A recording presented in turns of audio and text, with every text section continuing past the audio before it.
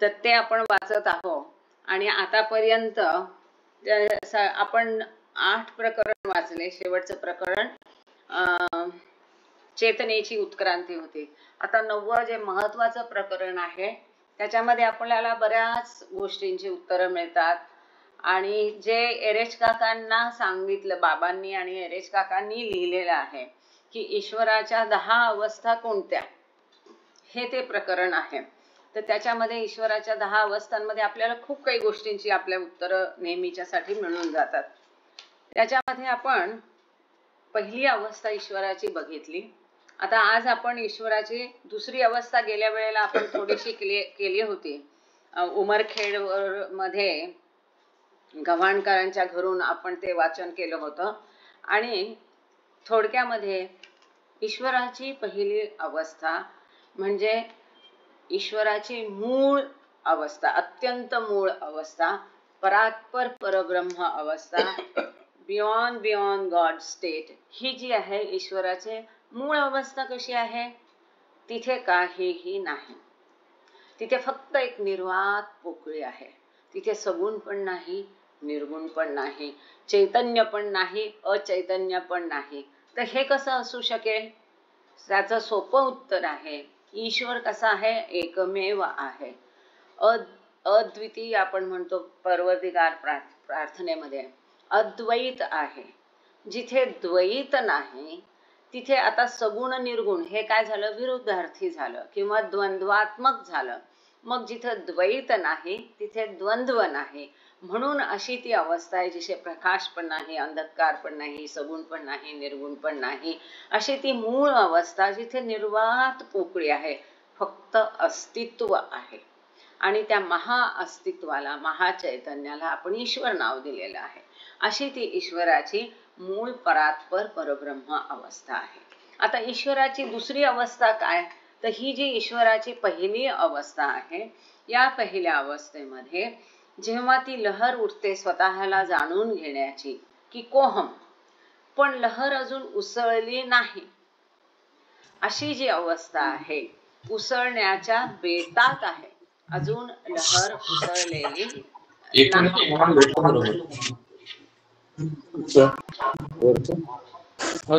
होत्या बरोबर. लहर अजून उसळली नाही पण उसळण्याच्या बेतात आहे, अशी जी अवस्था ती म्हणजे ईश्वराची दुसरी अवस्था. ही अवस्था आणि ईश्वराची पहिली अवस्था जी परात्पर परब्रह्म अवस्था आहे, या दोन्ही अवस्थांमध्ये फारसा फरक नाही असं बाबांनी सांगितलं. फरक काय आहे की तिथेही अमर्याद चैतन्य आहे, तिथे पण अचेतन मतलब चेतना नाही आहे तिथे की ईश्वराला मी ईश्वर आहे, माझ्यामध्ये अमर्याद शक्ती, आनंद आहे, ज्ञान आहे, ह्याची चेतना नाही. तर दुसरी जी अवस्था आहे ईश्वराच्या दुसऱ्या अवस्थेचे पुन्हा 3 भाग आहेत, ए, बी आणि सी. या दुसऱ्या अवस्थेत सुद्धा आपण पहिली अवस्था बघितली की दुसऱ्या अवस्थेची पहिली अवस्था ए अवस्था, तिथे पण अचैतन्य आहे, ते आज आपण बघणार आहोत. आणि दुसरी अवस्था ही लहर उसळण्याच्या बेतातली ईश्वराची अवस्था, तिथे अजून लहर उसळली नाही.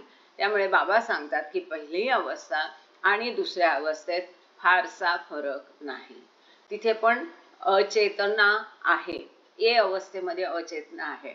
आता ह्या दुसऱ्या अवस्थेचे जे 3 भाग पडतात, ए, बी आणि सी, ईश्वर एकच आहे, ईश्वर वेगळा नाही, पण त्याच्या जे वेगवेगळे पैलू आहेत, त्याच्या ज्या अवस्था आहेत, ही जी लहर उसळली त्या लहरीच्या उसळण्याने ईश्वराला हे वेगवेगळे पैलू प्रदान दिलेले आहेत. त्या लहर उसळण्याने ईश्वराच्या ह्या वेगवेगळ्या अवस्था निर्माण झालेल्या आहेत. आता त्या कशा? तर दुसरी अवस्थेची आणखीन पुढे सखोल बाबांनी दिलेलं आहे, ते आता आपण वाचूया. ज्यांच्याकडे पुस्तक आहे, हे पुस्तक आहे त्या भागातल्या लोकांकडे, जुन्या लोकांकडे नक्की असेल. आता ह्या ट्रिपमध्येच मला 3-4 लोकांकडे कळलं की हे पुस्तक आहे. ईश्वर वचन हे हरा पंडितांचं मराठीतलं पुस्तक आहे. त्याच्यामध्ये आपण आहोत पेज नंबर 254 वर. ते इथे आपण वाचायला सुरुवात करू. की मागच्या वेळेला आपण हा पहिला पॅरेग्राफ बघितलेला होता की त्याच्यामध्ये एका बाजूने अपरिमित चैतन्य सगळं काही आहे आणि ते ह्या जे चार्ट आहे, चार्ट आता तुमच्याकडे गॉड स्पीक्स असेल, हिंदीतलं असेल, मराठीतलं असेल, इंग्लिशमधलं असेल, तर ते गॉड स्पीक्स काढून त्यातला चार्ट नंबर 8 काढायचा, 10 स्टेट्स ऑफ गॉड. त्याच्यामध्ये ईश्वराची दुसरी अवस्था काय सांगितलेली आहे ते कळेल. दुसऱ्या बाजूने एकाच वेळी अपरिमित चेतनेच्या सहज प्रकटीकरणासह ईश्वर त्याच्या सचेत परब्रह्म अवस्थेत मानचित्रात बीने चिन्हांकित अवस्था 2, दुसरी सहज त्याच्या स्वतःच्या शाश्वत अपरिमित अस्तित्वाविषयी न केवळ अपरिमितपणे सचेत होतो, जसे निरपेक्ष अपरिमिततेच्या अत्यंत मूळ परात्पर परब्रह्म अवस्थेत, परंतु तो अत्यंत स्पष्टपणे मानचित्रात 2 दुसरीने दाखवल्यानुसार त्याच्या स्वतःच्या निर्मिलेल्या अपरिमित मूळ परब्रह्म अवस्थेविषयी अपरिमितपणे सचेत होतो. आता पहिली अवस्था काय आहे की ती लहर उसळण्याच्या बेतातली अवस्था आहे. आपण त्याला मागच्या वेळी उदाहरण दिलं होतं की जमिनीत एखादं बीज रोपलं तर अंकुर फुटला नाही आणि बी पण नाही, फुटण्याच्या बेतात आहे, पण तो अजून बाहेर डोकं त्यांनी काढलेलं नाही. अशी जी अवस्था हे समजण्यासाठी ती म्हणजे ईश्वराची दुसरी अवस्थातली ए अवस्था. पण ए मध्ये सुद्धा ईश्वर अजूनही अचेत असतो, त्याला चेतना नसते. पण बी मध्ये दुसऱ्या अवस्थेतली बी अवस्था अशी अवस्था आहे की जिथे तो सचेत होतो, कॉन्शियस होतो, त्याला चेतना प्राप्त होते. चेतना आहेच पण त्याच्याबद्दलचा कॉन्शियसनेस, त्याच्याबद्दलचं भान किंवा जाणीव त्याला मिळते. आणि ते कोणतं भान आहे की जी ईश्वराची स्वतःची अत्यंत मूळ अवस्था आहे त्याबद्दलची त्याला जाणीव होते की अरे मी ईश्वर आहे आणि निर्वात पोकळी आहे, मी अमर्याद आहे, शाश्वत आहे आणि त्रिगुणात्मक पैलूंनी मी व्यापलेला आहे, भरलेला आहे आणि सर्वत्र मी व्याप्त आहे. ही जी जाणीव आहे किंवा पहिली अत्यंत मूळ अवस्थेच्या जाणीवेबद्दल तिथे तो सचेत असतो, त्याला जाणीव होते, त्याला भान होतं. अशी ती ईश्वराची दुसरी अवस्था आहे.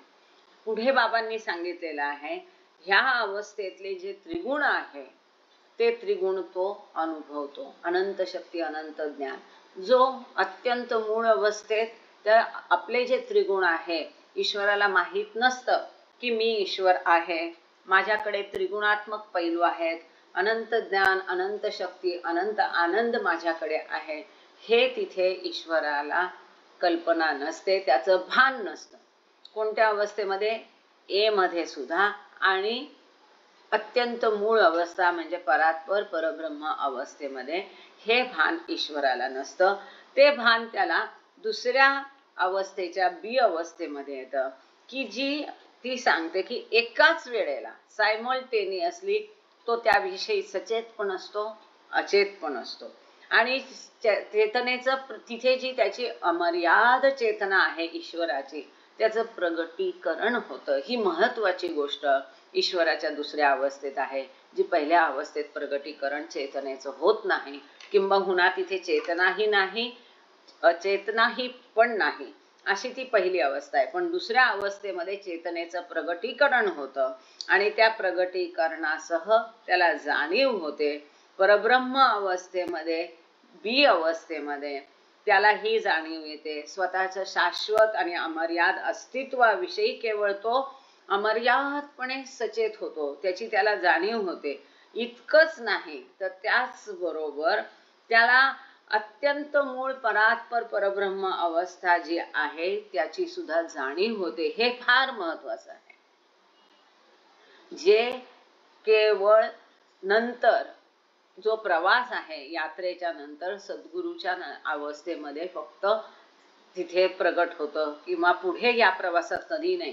केवळ ह्या दुसऱ्या अवस्थेतच ईश्वर असा आहे की त्याला स्वतःविषयीची पण चेतना असते आणि अत्यंत मूळ परात्पर परब्रह्म अवस्थेविषयी पण तो सचेत असतो. ही अशी चेतना अत्यंत मूळ परात्पर परब्रह्म किंवा बियॉन्ड गॉड स्टेट अस्तित्वात आहे आणि त्या बियॉन्ड गॉड स्टेट विषयी दुसऱ्या अवस्थेतल्या बी अवस्थेमध्ये ईश्वर सचेत होतो. त्याला त्याचं भान असतं, जाणीव असते आणि ही जी जाणीव प्रगट होते, ही जी चेतना ईश्वरातून प्रगट होते, त्या चेतनेच्या प्रगटीकरणामुळे ह्या अनंत ईश्वराला ह्या दुसऱ्या अवस्थेचा पैलू अस्तित्वात येतो किंवा ही दुसरी अवस्थेतली बी अवस्था ईश्वराची त्याला प्राप्त होते की त्याप्रमाणे त्यांनी स्वतःच्या निर्मिलेल्या,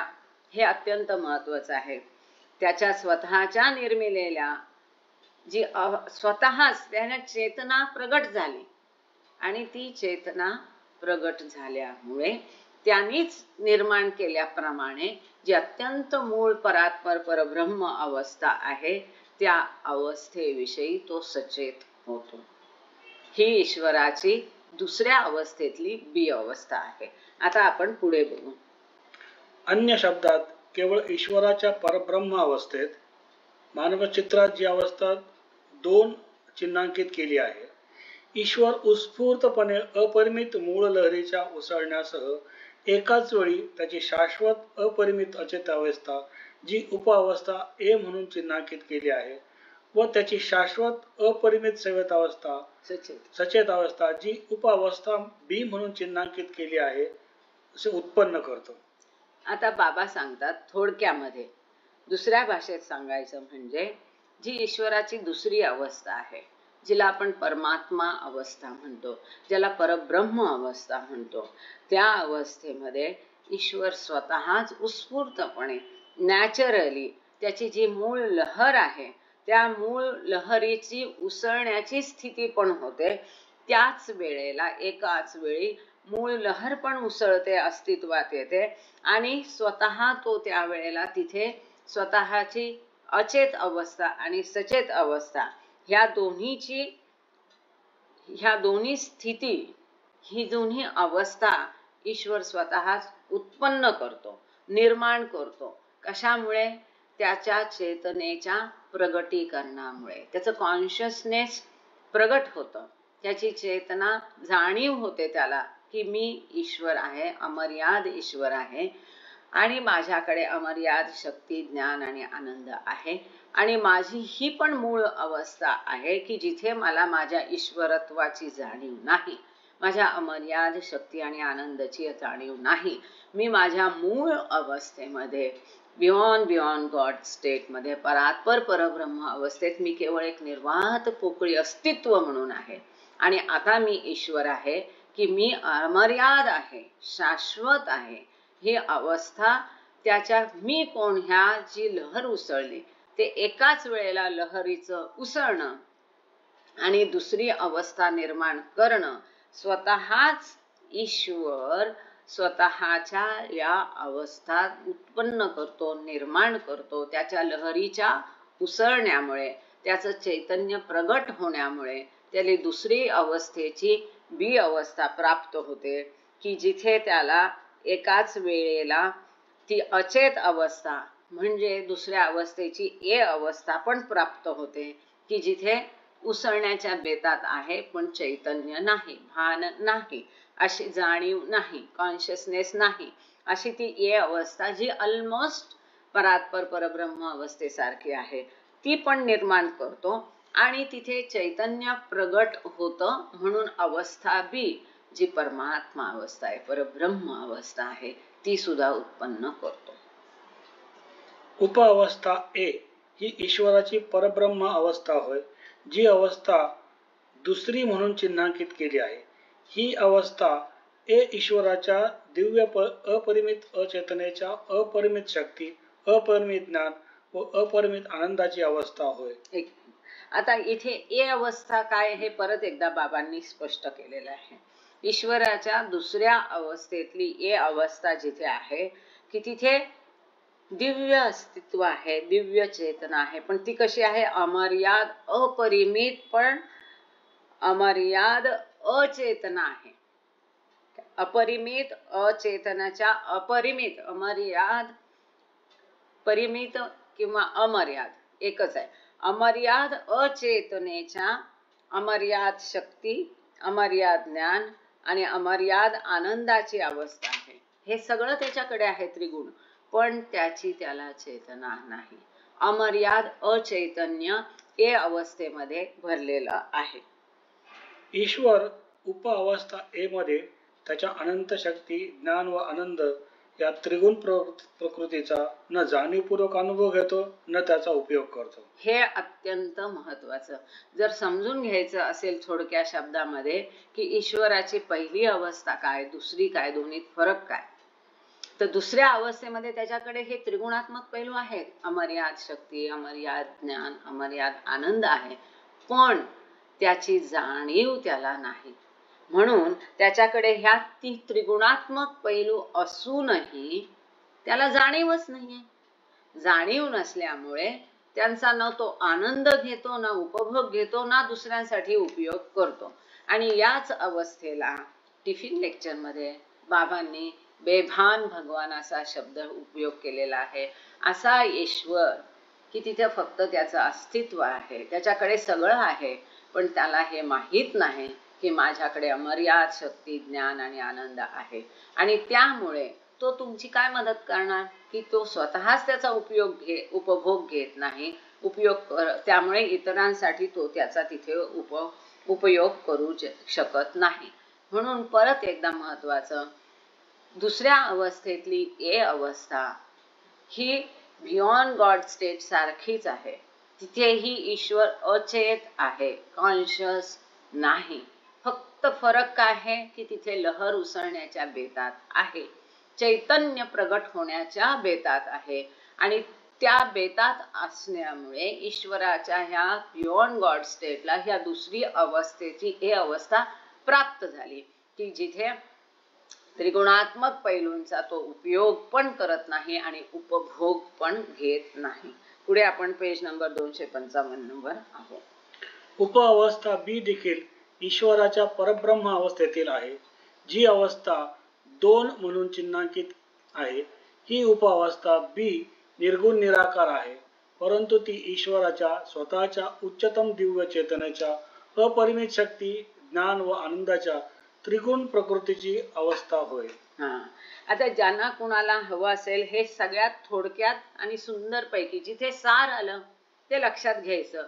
मस्त त्याच्यावर तुमच्याकडे पुस्तक असेल तर खूण करून ठेवा, कुठेतरी लिहून ठेवा की ईश्वराची दुसरी अवस्था म्हणजे काय.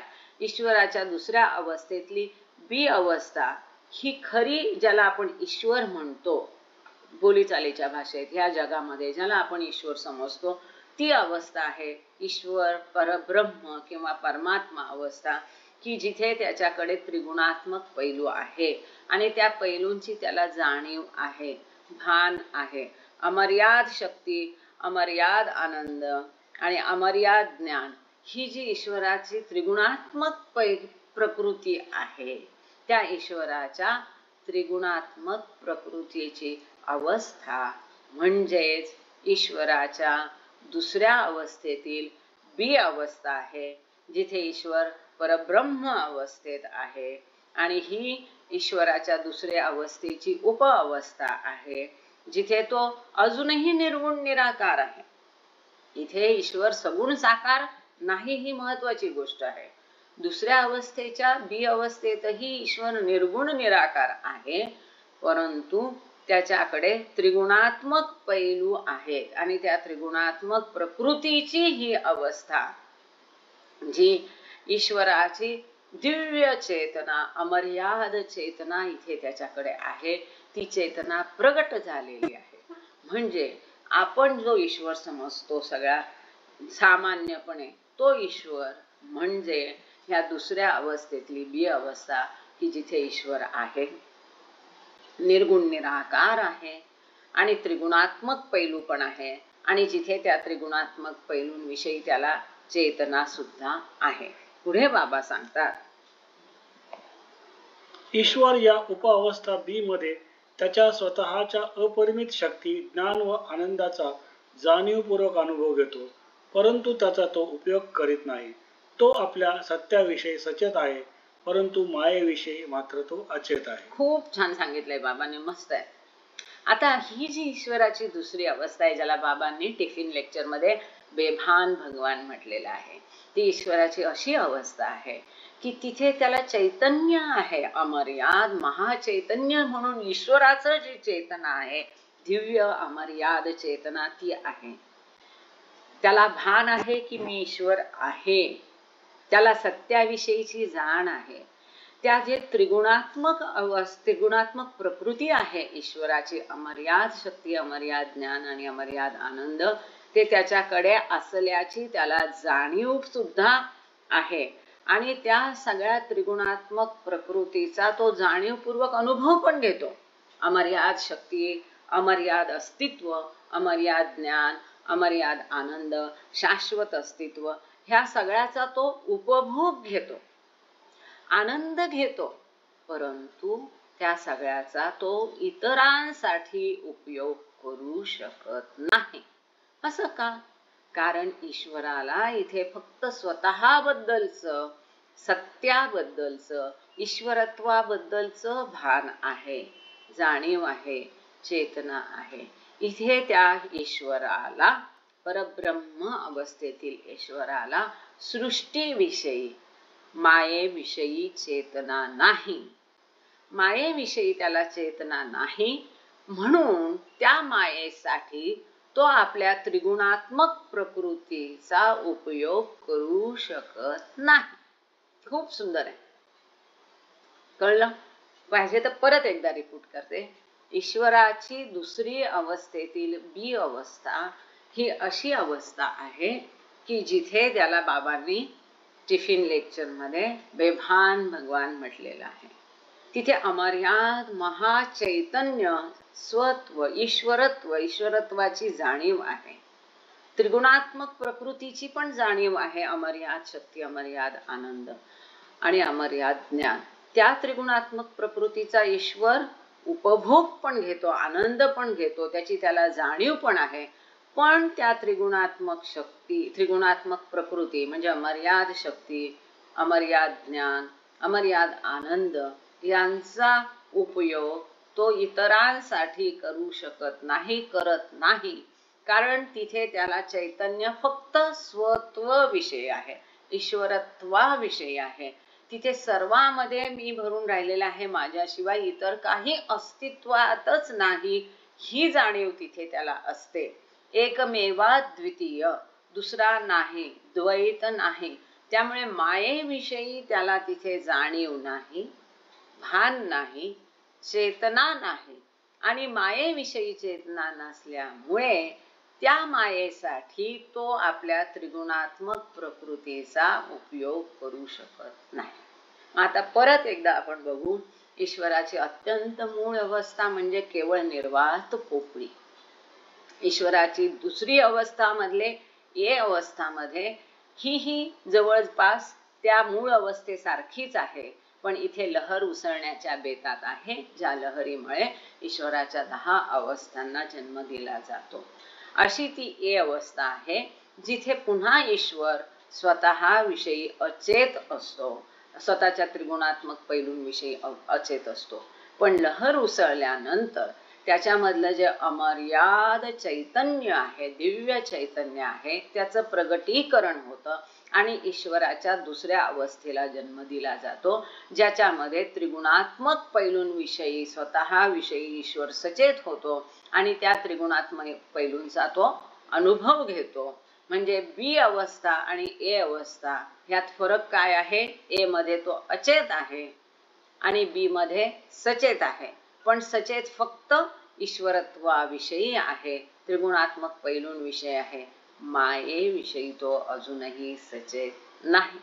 पुढे बाबा सांगतात, वेदांती परिभाषेत अवस्था 1 परात्पर परब्रह्म अवस्था परमात्म्याच्या अवस्था 2 ला जन्म देते व अवस्था 2 ईश्वर परमात्मा म्हणून शाश्वतरित्या अचेत असते व एकाच वेळी आपल्या स्वतःच्या अत्यंत मूळ परात्पर परब्रह्म अवस्थेविषयी सचेत असतो. आता बाबा इथे सांगतात वेदांतात काय सांगितलेलं आहे ते बाबा सांगतात.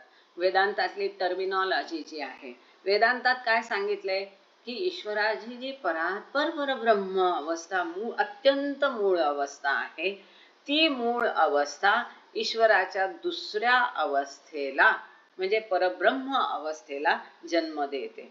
आता तिथे काय असतं, ईश्वराच्या दुसऱ्या अवस्थेमध्ये एकाच वेळी सायमल्टेनियसली ईश्वर लहर उसळण्याच्या बेतात पण असतो, ईश्वर स्वतःविषयी अचेत पण असतो, चैतन्य जाणीव नसते, आणि ईश्वर स्वतःविषयी सचेत पण असतो आणि त्रिगुणात्मक पैलूंचा तो आनंद घेतो पण आणि एका ठिकाणी घेत पण नाही.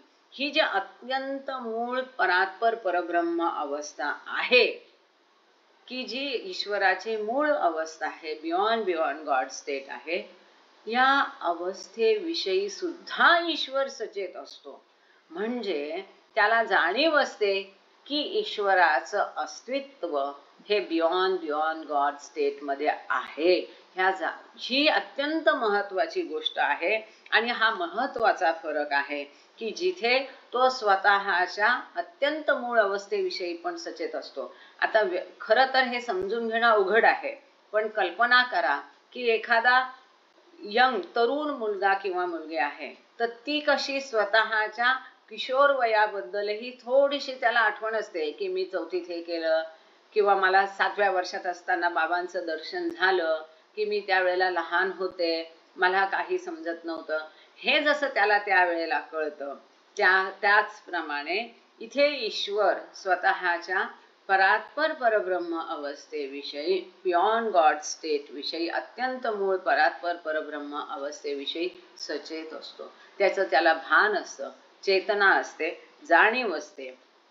म्हणजे हे कसं झालं की आपलं ते हे आहे ना, हे कुणाचं भजन आहे, तुझं सगुण म्हणू की निर्गुण रे. तिथे ज्ञानेश्वरांनी फार सुंदर वर्णन केलेलं आहे, तुझं सगुण म्हणू की निर्गुण रे.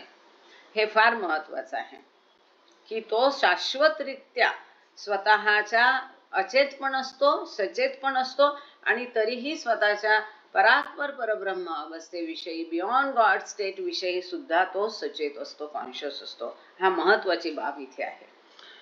परमात्म्याच्या अवस्थेचा हा अपरिमित द्विधा पैलू मानचित्रात अनुक्रमे अवस्था ए व अवस्था बी म्हणून निर्देशित केला आहे. अत्यंत सुंदर आहे. हा जो आहे दुसऱ्या अवस्थेचा उपअवस्था ए आणि बी, हा ईश्वराचा द्विधा पैलू आहे. 2 पैलू आहेत. ईश्वर सचेत पण आहे, अचेत पण आहे. त्रिगुणात्मक पैलूंचं भान पण आहे, त्रिगुणात्मक पैलूंचं भान पण नाही. ह्या द्विधा पैलूमुळे ईश्वराच्या दुसऱ्या परब्रह्म अवस्थेला 2 पैलू मिळाले. एक पैलू आहे जिथे तो अचेत आहे, दुसरा पैलू जिथे तो सचेत आहे, जिथे अनकॉन्शियस आहे आणि जिथे कॉन्शियस आहे. हे ए आणि बी अवस्थेला जन्म कशामुळे झाला की ह्या चेतनेच्या अवस्थेमुळे ईश्वराच्या ह्या दुसऱ्या अवस्थेला हा इथे 2 पैलू प्राप्त झाले. द्विधा, ही जी द्विधा अवस्था मिळाली, 2 पैलू मिळाले ईश्वराला, ते या दुसऱ्या अवस्थेमध्ये चेतनेच्या प्रगटीकरणाच्या प्रकारामुळे मिळाले. हा महत्वाची बाब आहे. म्हणून स्वाभाविकपणे निष्कर्ष हा की परमात्म्याची शाश्वत अचेत अवस्था ए ने चिन्हांकित शाश्वत मूळ परब्रह्म अवस्थेत 2 चिन्हांकित परमात्म्याची शाश्वत सचेत अवस्था प्राप्त करण्याची निरंतर अभिलाषा करते. जी मूळ परब्रह्म अवस्थेत परमात्मा अपरिमित द्विधा पैलूची दुसरी अवस्था परमात्मा होय, जी 2 अशी चिन्हांकित की आहे. आता ज्यांच्याकडे पुस्तक आहे, पळसकर सर इथे असतील, कठाळे काका असतील, अजून बऱ्याच जणांकडे आहे, केतकीकडे पुस्तक आहे, ज्यांच्याकडे पुस्तक आहे त्यांनी समजून घ्या. पान नंबर 255 वर हा जो 3रा पॅराग्राफ आहे, गॉड स्पीक्स कसं वाचायचं आणि कसं समजून घ्यायचं, ह्याचं हे उदाहरण प्रॅक्टिकल आपण करूया. आता हा पूर्ण 4-5 ओळींचा मिळून एक पॅराग्राफ आहे. त्यातलं आपण काय करू, जेवढे वैशिष्ट्य आहे, जेवढे विशेषण आहेत ते आपण सगळे ब्रॅकेटमध्ये घालूया.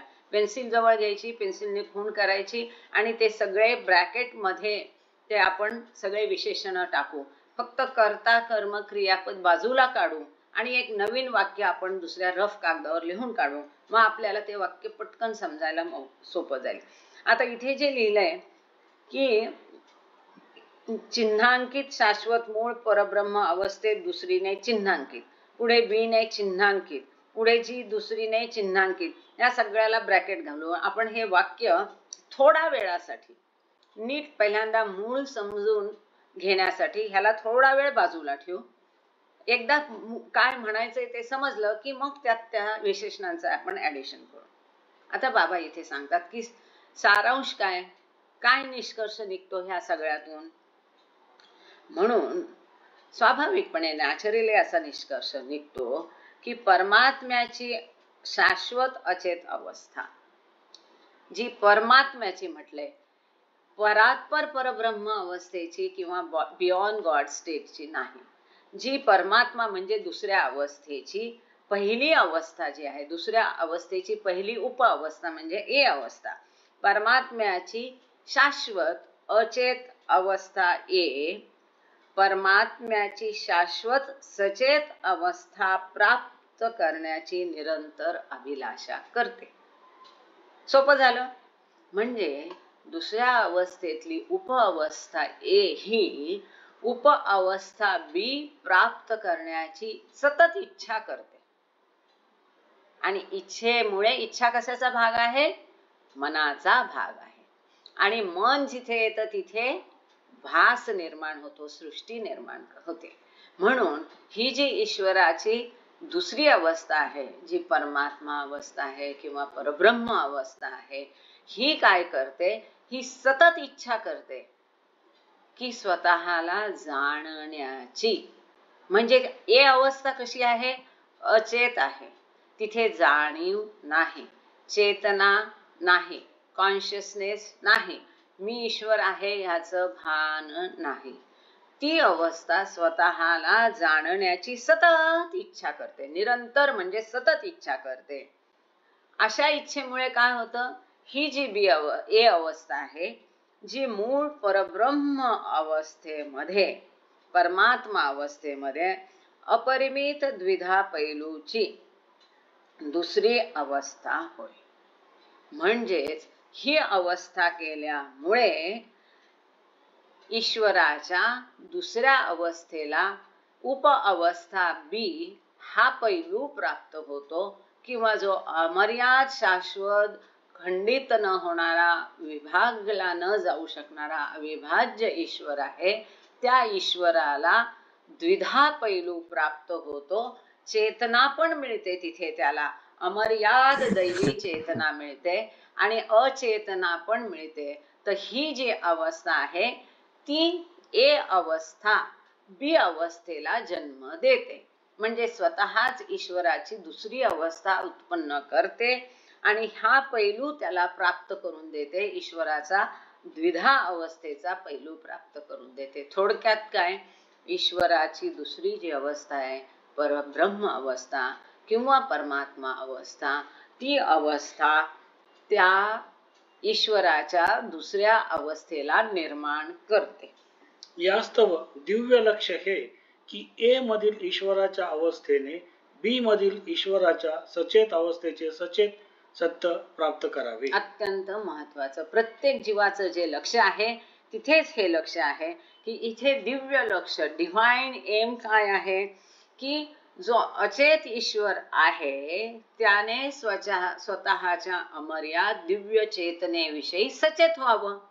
म्हणजेच ईश्वराच्या दुसऱ्या अवस्थेतील ए अवस्थेने ईश्वराची दुसरी बी अवस्था, जी स्वतःच्या अमर्याद शक्ती, ज्ञान आणि आनंद विषयी सचेत असेल, दिव्य अनंत अमर्याद अस्तित्वाविषयी सचेत असेल, त्याचप्रमाणे बियॉन्ड गॉड स्टेट विषयी पण सचेत असेल, अशी ही दुसरी अवस्था, दुसऱ्या अवस्थेतली बी अवस्था, दुसऱ्या अवस्थेतली दुसरी उप अवस्था प्राप्त करावी, हे लक्ष असेल, हा उद्देश असेल, हे ध्येय असेल, हा हेतू असेल. तर ही जी अवस्था आहे ए, हिने बी अवस्था, सचेत अवस्था प्राप्त करावी, हा उद्देश आहे. अत्यंत हळू चाललोय आपण, मुद्दाम, की सगळ्यांना समजावं. पुन्हा पुन्हा मी मुद्दाम रिपीट करते की जेणेकरून ते सारखं ऐकून थोडं तरी फिट होतं डोक्यामध्ये. थोडक्यात जेव्हा ए अवस्था जाणीवपूर्वक बी अवस्थेचा अनुभव घेते तेव्हा दिव्य लक्ष प्राप्त होते. हा, जे डिव्हाइन एम आहे, दिव्य उद्देश जो आहे, ध्येय आहे, ते केव्हा प्राप्त होतं, ते केव्हा मिळवलं जातं, की जेव्हा ए अवस्था कॉन्शियसली बी अवस्थेचा अनुभव घेते. म्हणजेच अचेत ईश्वर सचेत ईश्वराचा अनुभव घेतो. मी ईश्वर आहे याचं त्याला भान होतं, त्याला बियॉन्ड गॉड स्टेटचं सुद्धा भान होतं. स्वतःच्या अमर्याद दैवी अस्तित्वाविषयी, अमर्याद दैवी चेतनेविषयी तो चेतन होतो. जाणीवपूर्वक त्याचं प्रगटीकरण होतं त्या चेतनेचं. आणि अमर्याद शक्ती, आनंद आणि ज्ञान ह्या त्रिगुणात्मक प्रकृतीचा जिथं तो अनुभव घेतो, उपभोग घेतो, हे असं झालं म्हणजे ते उद्दिष्ट प्राप्त झालं. कारण अवस्था बी चा जाणीवपूर्वक अनुभव घेण्यासाठी अवस्था ए ला दुसरा पर्याय नाही. जे ए अवस्था आहे तिथे अचेत आहे, बी अवस्था सचेत आहे.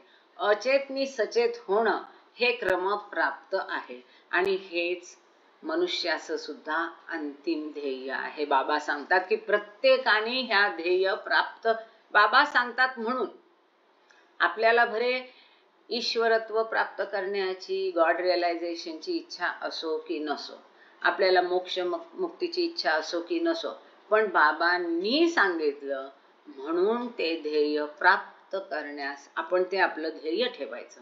आणि बाबांनी सांगितलं म्हणून आपण ते ध्येय प्राप्त करण्यासाठी प्रयत्न करायचा. बाबांनी काय सांगितलं की आपल्यातल्या ईश्वरत्वाचा अनुभव घेणं म्हणजे गॉड रिअलायझेशन हे ध्येय असावं. म्हणजे काय तर अमर्याद ईश्वरत्वाचा अनुभव घेणं, त्रिगुणात्मक पैलूंचा उपभोग घेणं, अमर्याद दैवी चेतना प्रगट होणं, ती आहेच, फक्त ती प्रगट होणं, मानवी चेतना जाऊन दैवी चेतना प्राप्त करणं, हे जीवात्म्याचं सुद्धा उद्दिष्ट आहे एक प्रकारे. आणि इथे सुद्धा ए अवस्थेतून ईश्वरानं बी अवस्थेत जाणं म्हणजे ईश्वराने स्वतः अचेत अवस्थेतून सचेत अवस्था प्राप्त करणं, ह्याच्याशिवाय दुसरा पर्याय नाही. परंतु पुढे बाबा सांगतात अवस्था ए ने क्रमशः अवस्था बी मध्ये अवस्थांतरित होण्याचा अनुभव घेतलाच पाहिजे. हे जे काय शब्द आहे हा, ट्रान्सम्युटेशन. हे जे ट्रान्सम्युटेशन आहे म्हणजे अचेत ईश्वराने सचेत ईश्वर झालंच पाहिजे. ज्या ईश्वराला स्वतःचं भान नाही की मी ईश्वर आहे, स्वतःच्या त्रिगुणात्मक पैलूंचा प्रकृतीचा ज्याला अनुभव घेता येत नाही, त्याविषयी जो जाणीव नाही, त्याने त्याविषयी जाणीव प्राप्त करणं हे क्रम प्राप्त आहे, ते घेतलंच पाहिजे. आणि सरते शेवटी बाबा सांगतात सर्व प्रकारे जाणीवपूर्वक अवस्था बी झाले पाहिजे सगळ्यांनी. शेवटी जाणीवपूर्वक कॉन्शियसली अवस्था बी ही प्राप्त केली पाहिजे.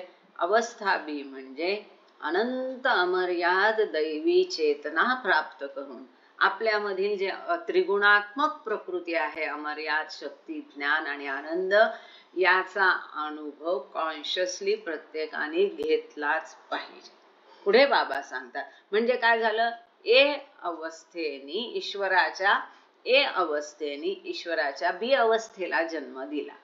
आता पुढे हे कसं चक्र आहे पहा.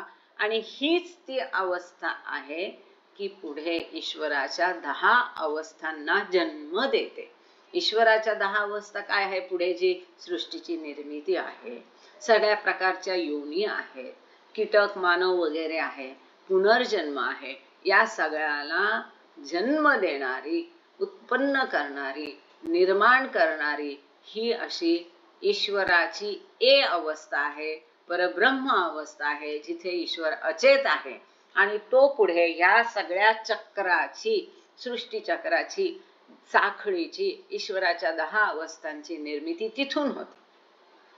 ईश्वराच्या अचेत अपरिमित अवस्थेचे सचेत अपरिमित अवस्थेतील हे क्रमशः परिवर्तन अवस्था 3, 4, 5, 6 व 7 द्वारा ईश्वराच्या 10 अवस्था या मानचित्रात ईश्वराच्या निरनिराळ्या अवस्था म्हणून चित्रित केलेल्या आहेत. आता लगेच ए अवस्थेतून ईश्वर बी अवस्थेत जात नाही.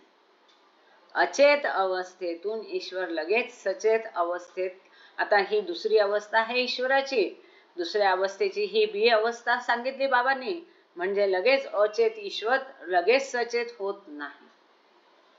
त्याला स्वतः मी ईश्वर आहे, अमर्याद चैतन्य आहे, त्रिगुणात्मक प्रकृती माझ्या आहेत, हे जाणण्यासाठी त्या ईश्वराचा प्रवास 3, 4, 5, 6, 7, 8, 9 आणि 10 इतक्या अवस्थांमधून करावा लागतो. म्हणजेच त्या परमात्म्याला पहिल्यांदा मर्यादित जीवात्मा होऊन सगळ्या योनींमधून हळूहळू आपल्या चेतनेचा विकास आणि उत्क्रांती करत करत करत शेवटी मग त्या ईश्वराला कळतं, अरे मी ईश्वर होतो आहे आणि राहणार. आणि तेव्हा त्याचं मानवी मर्यादित संस्कारित चेतना जाऊन त्याला अमर्याद चैतन्य प्राप्त होतं. आणि मग त्याला त्रिगुणात्मक प्रकृतीचं भान येतं. आणि मग तो स्वतःच्या त्रिगुणात्मक प्रकृतींचा अनुभव घेतो. ही ती ईश्वराच्या 10 अवस्थांना जन्म देणारी ईश्वराची दुसरी मधली ए अवस्था आहे. अवस्था 8 मध्ये हे अत्यंत महत्वाचं आहे. कारण ईश्वराच्या 10 अवस्था कुठून आल्या, कोणत्या आहेत, कशा प्राप्त झाल्या, ह्या सगळ्याचं उत्तर पान नंबर 256च्या दुसऱ्या पॅरेग्राफ मध्ये दिलेलं आहे. फार फार महत्वाचं आहे की ही जी ईश्वराची दुसरी ए अचेत अवस्था आहे, ती ईश्वराच्या 3, 4, 5, 6, 7, 8, 9, 10 अवस्थांना जन्म देऊन मग शेवटी ईश्वराचे दुसऱ्या अवस्थेतली बी अवस्था प्राप्त करते. अवस्था 8 मध्ये ईश्वराची अवस्था ए अवस्था बी विषयी परिपूर्ण सचेत होती. म्हणजे 8 अवस्था काय आहे, 7व्या हे भूमिकांच्या नंतरची, भूमिकांची अवस्था ही 7वी अवस्था आहे. भूमिकांनंतर जेव्हा 7व्या अवस्थेत मधली पहिली अवस्था त्याला प्राप्त होते, म्हणजेच ईश्वर साक्षात्कार होतो, तेव्हा ही 8वी अवस्था म्हणजे ईश्वर साक्षात्काराची अवस्था. त्या अवस्थेमध्ये त्या अचेत अमर्याद ईश्वराला परब्रह्म अवस्थेतील ईश्वराची बी अवस्था म्हणजे मी ईश्वर आहे, अमर्याद चैतन्याची जाणीव आणि त्रिगुणात्मक प्रकृतीचा अनुभव, हा जो दुसऱ्या अवस्थेतला बी अवस्थेचा गुण आहे, ती अवस्था 8व्या अवस्थेमध्ये ईश्वराला प्राप्त होते. 8व्या अवस्थेमध्ये दुसऱ्या अवस्थेतल्या ए अवस्थेला म्हणजे अचेत परमात्म्याला किंवा परब्रह्माला सचेत परब्रह्माची किंवा ईश्वराची अवस्था प्राप्त होते. त्याविषयी तो पूर्ण सचेत होतो, त्याविषयी त्याला पूर्ण जाणीव होते.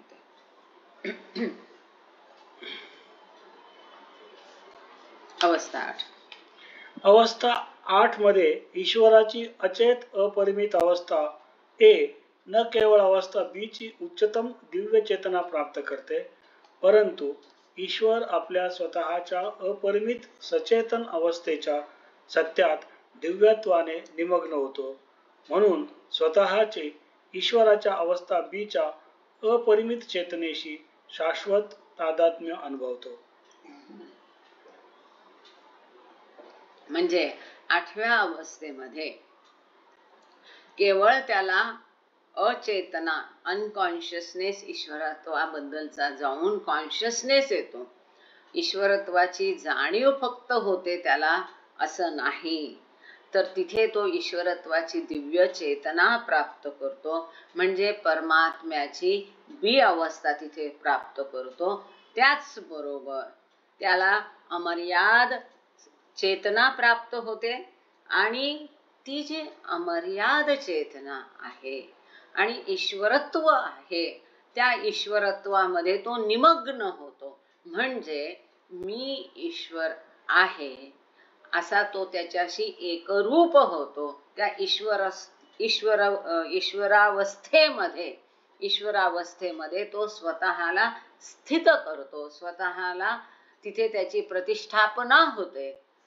जशी ते म्हणतात ना, मूर्तीची प्रतिष्ठापना केली, तसं इथे तो जीव किंवा नेणिवेतला आत्मा ईश्वरत्वामध्ये निमग्न होतो. जसं आपण काय आहे, आपण एकरूप आहो आपल्या ह्या देहाविषयी.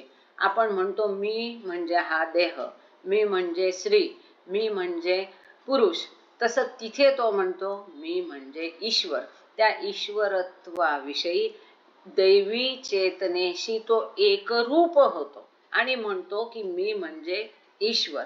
आणि म्हणून केवळ तो स्वतःच्या ईश्वरत्वाबद्दल त्याला भान येतं, जाणीव येते असं नाही, तर त्याच्यामध्ये तो एकरूप होतो. आणि म्हणून ईश्वराची जी अवस्था आहे दुसरी, त्या दुसऱ्या अवस्थेतल्या बीशी तो एकरूप होतो, तादात्म्य होतो. आणि जे अमर्याद दैवी चैतन्य आहे त्याचा तो अनुभव तिथे घेतो. अमर्याद आनंद, शक्ती आणि ज्ञान ह्या त्रिगुणात्मक प्रकृतीचा पण तिथे तो उपभोग घेतो, आनंद घेतो. अशी ही 8व्या अवस्थेमध्ये परब्रह्म अवस्थेच्या दुसऱ्या अवस्थेच्या उपअवस्था बी किंवा दुसऱ्या अवस्थेचा अनुभव तो 8व्या अवस्थेमध्ये प्राप्त करतो. जर ईश्वर जसे अवस्था 8 मध्ये दिव्यत्वाने निमग्न होतो व त्यातून बाहेर येतो व मन सूक्ष्म व स्थूल जगताची स्वतःच्या मन सूक्ष्म व स्थूल पैलूद्वारा संपूर्ण मानवी प्राण्यांचे दृश्य स्वरूप म्हणून सामान्य चेतना राखतो, तर अवस्था 9 दिव्य संधिस्थानी अवस्था 10 मध्ये प्राप्त होते. या 9व्या अवस्थेनंतर ईश्वराची 10वी अवस्था मानचित्रावर अंकित केली आहे व ती ईश्वराच्या सी अवस्थेशी जोडलेली आहे. आता चेतनेची उत्क्रांतीमध्ये आपण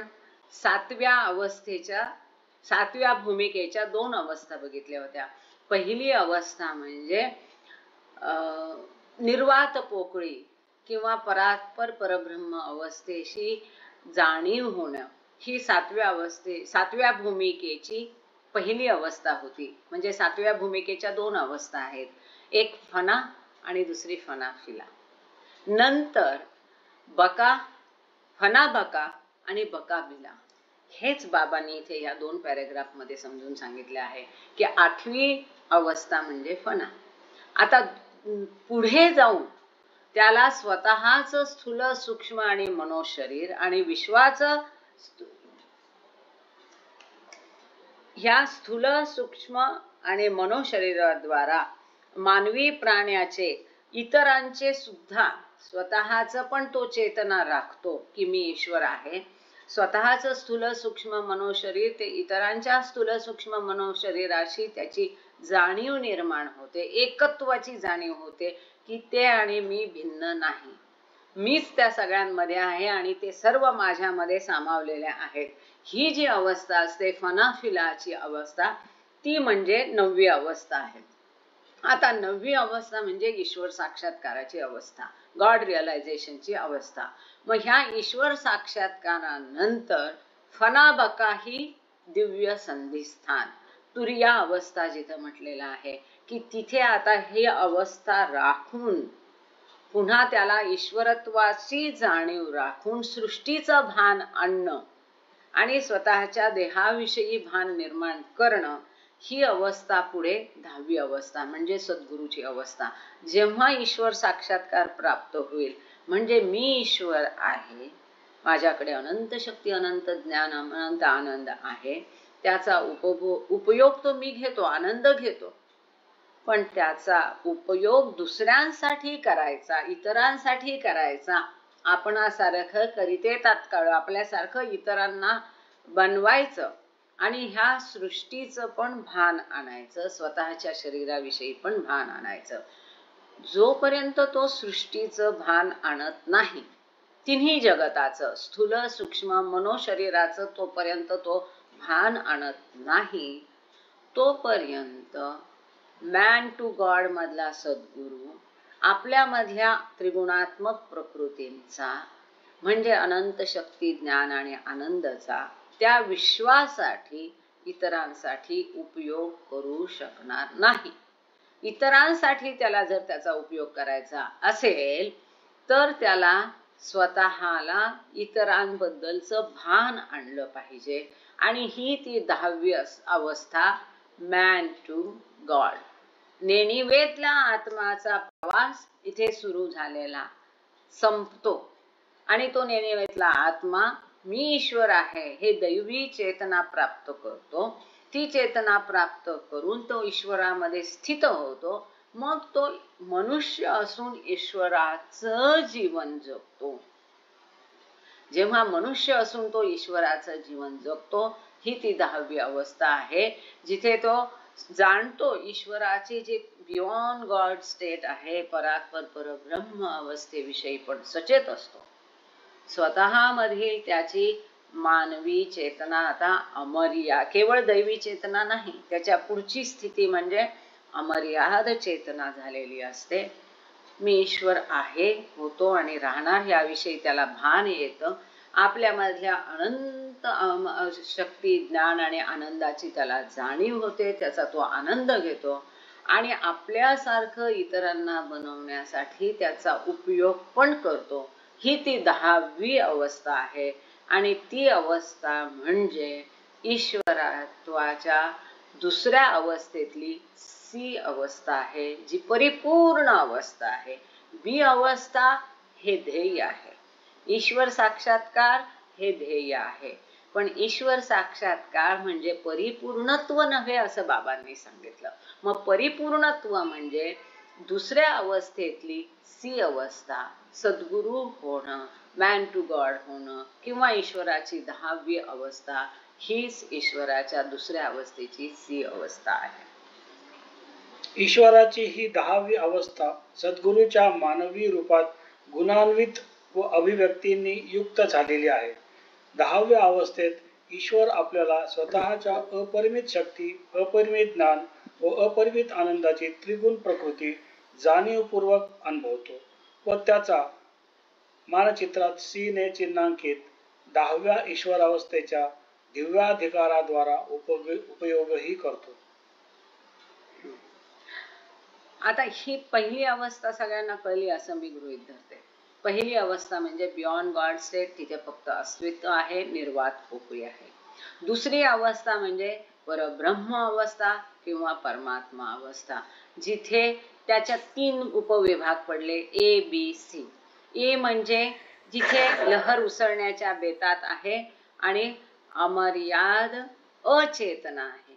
बी अवस्था म्हणजे लहर उसळली आहे, लहर उसळण्यामुळे त्याला एक द्विधा पैलू प्रदान केलेला आहे, जिथे अमर्याद अचेतना पण आहे, अमर्याद चेतना सुद्धा आहे आणि तिथे त्रिगुणात्मक पैलूंचा तो आनंदही घेतो. अशी ही बी अवस्था आहे. आता सी अवस्थेबद्दल आपण थोडक्यामध्ये बघितलं आणि कुणाचा माईक ओपन असेल तर बंद करा एक जरा प्लीज, कारण काय की मग माहित नाही आधीच ऑलरेडी रेकॉर्डिंगचं काय झालेलं आहे. आता ईश्वराची सी अवस्था पण आपण बघितली म्हणजे परिपूर्णत्व. ईश्वराच्या दुसऱ्या अवस्थेतली बी अवस्था हे उद्दिष्ट आहे, पण ईश्वराच्या दुसऱ्या अवस्थेतील सी अवस्था म्हणजे परिपूर्णत्व आहे, जिथे सद्गुरू अवस्था सारखी ती अवस्था आहे. तर बाबा सांगतात ही जी 10वी अवस्था आहे म्हणजे सद्गुरूची अवस्था आहे. तिथे सद्गुरू मनुष्य रूपामध्ये ईश्वरत्व प्राप्त करतो किंवा क्वालिफाईड आहे, ईश्वराच्या सगळ्या गुणांनी तो युक्त झालेला आहे अशा ह्या 10व्या अवस्थेत ईश्वर स्वतःला अमर्याद शक्ती, ज्ञान आणि आनंद ह्या त्रिगुणांचा तो जाणीवपूर्वक अनुभव पण करतो आणि त्याचा तो इतरांसाठी उपयोग पण करतो, की ज्या ईश्वराच्या दुसऱ्या अवस्थेची सी अवस्था आहे त्या ईश्वराच्या अवस्थेच्या दिव्याधिकाराद्वारा तो उपयोगही करतो. म्हणजे थोडक्यात काय तर ईश्वराच्या दुसऱ्या अवस्थेची उप अवस्था सी म्हणजे 10वी अवस्था म्हणजे सद्गुरु अवस्था. हे कळलं तर आता आपण एक शेवटचा ह्यातला पॅरेग्राफ घेऊ. जर हे फार महत्वाचं आहे, हा सगळं गॉड स्पीक्सचा सार आहे. जर कळलं नसेल तर कृपा करून आत्ताच हँड रेज करा आणि ज्यांना प्रश्न विचारायचा असेल ते न कचरता बिनधास्त प्रश्न विचारा. हे कधी टॉर्च मारायचं ते बाबा मारतीलच, कारण हे महत्वाचं आहे. हे थोडं किचकट आहे. एकदा दुसरी अवस्था कळली की अवघड काहीच नाही. पुढची तिसरी अवस्था ते 10वी अवस्था आपोआप तुम्हाला कळेल. कारण का ती आपण अनुभवतो, बघतो, म्हणून ती कळायला सोपी जाते. ही दुसरी अवस्था आपण अनुभवलेली नाही म्हणून कळायला अवघड जाते. हे देखील नीट लक्षात घेतले पाहिजे की ईश्वर अपरिमित अचेत अवस्था 10 मध्ये ना निर्गुण ना निराकार ना सगुण ना साकार आहे. परंतु आता इथे एक मिनिट, कोणाकडे जर ओरिजिनल गॉड स्पीक्स असेल, गांगडे सर आहेत का आज? आज त्यांचं भाषण आजच होतं का अमरावतीला? जय बाबा सर. मला असं वाटतं इथे अचेत हा चुकलेला आहे शब्द. पान नंबर 257 वर किंवा ईश्वर अवस्था 2 मध्ये शेवटचा पॅराग्राफ आहे. इथं त्यांनी काय म्हटलंय माहितीये का की ईश्वर अपरिमित अचेत अवस्था 10वी मध्ये. तिथे सचेत म्हणायला पाहिजे, कारण तिथे सद्गुरु पूर्ण सचेत आहे. चुकून हा शब्द झालेला आहे सच्या ऐवजी, असं मला वाटतंय. इंग्लिश मध्ये वाचतो मी. This 10th state of God is the state of God qualified and manifest in the human form of a perfect master. In state 10, God consciously experiences bus perfect. म्हणजे ही चूक आहे. म्हणजे माझ्याकडे पुस्तक नव्हतं पण मी ते बघितलं. Thank you sir. परफेक्ट. जय बाबा. थोडीशी प्रिंटिंग मिस्टेक आहे. ज्यांच्याकडे मराठीतलं पुस्तक आहे त्यांनी तिथे तेवढं सुधार करून घ्या. आपल्या पुस्तकात 257 पानावर पहिला पॅराग्राफ दुसरी ओळ अचेत अवस्था लिहिली, तिथे सचेत पाहिजे, अच्या ऐवजी स. पण त्याच्यामुळे पूर्ण दुनिया इकडची इकडे होऊन जाते. ठीक आहे.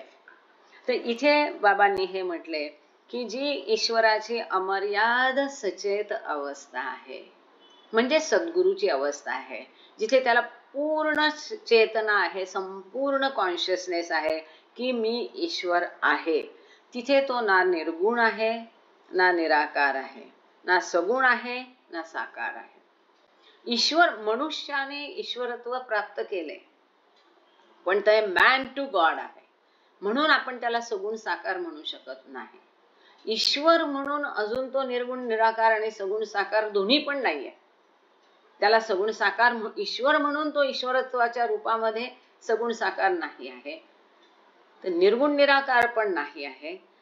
पण त्याला अमर्याद केवळ दैवी चेतना नाही तर अमर्याद दैवी चेतना प्राप्त झालेली आहे. तिथे तो कॉन्शियस आहे त्याच्याबद्दल.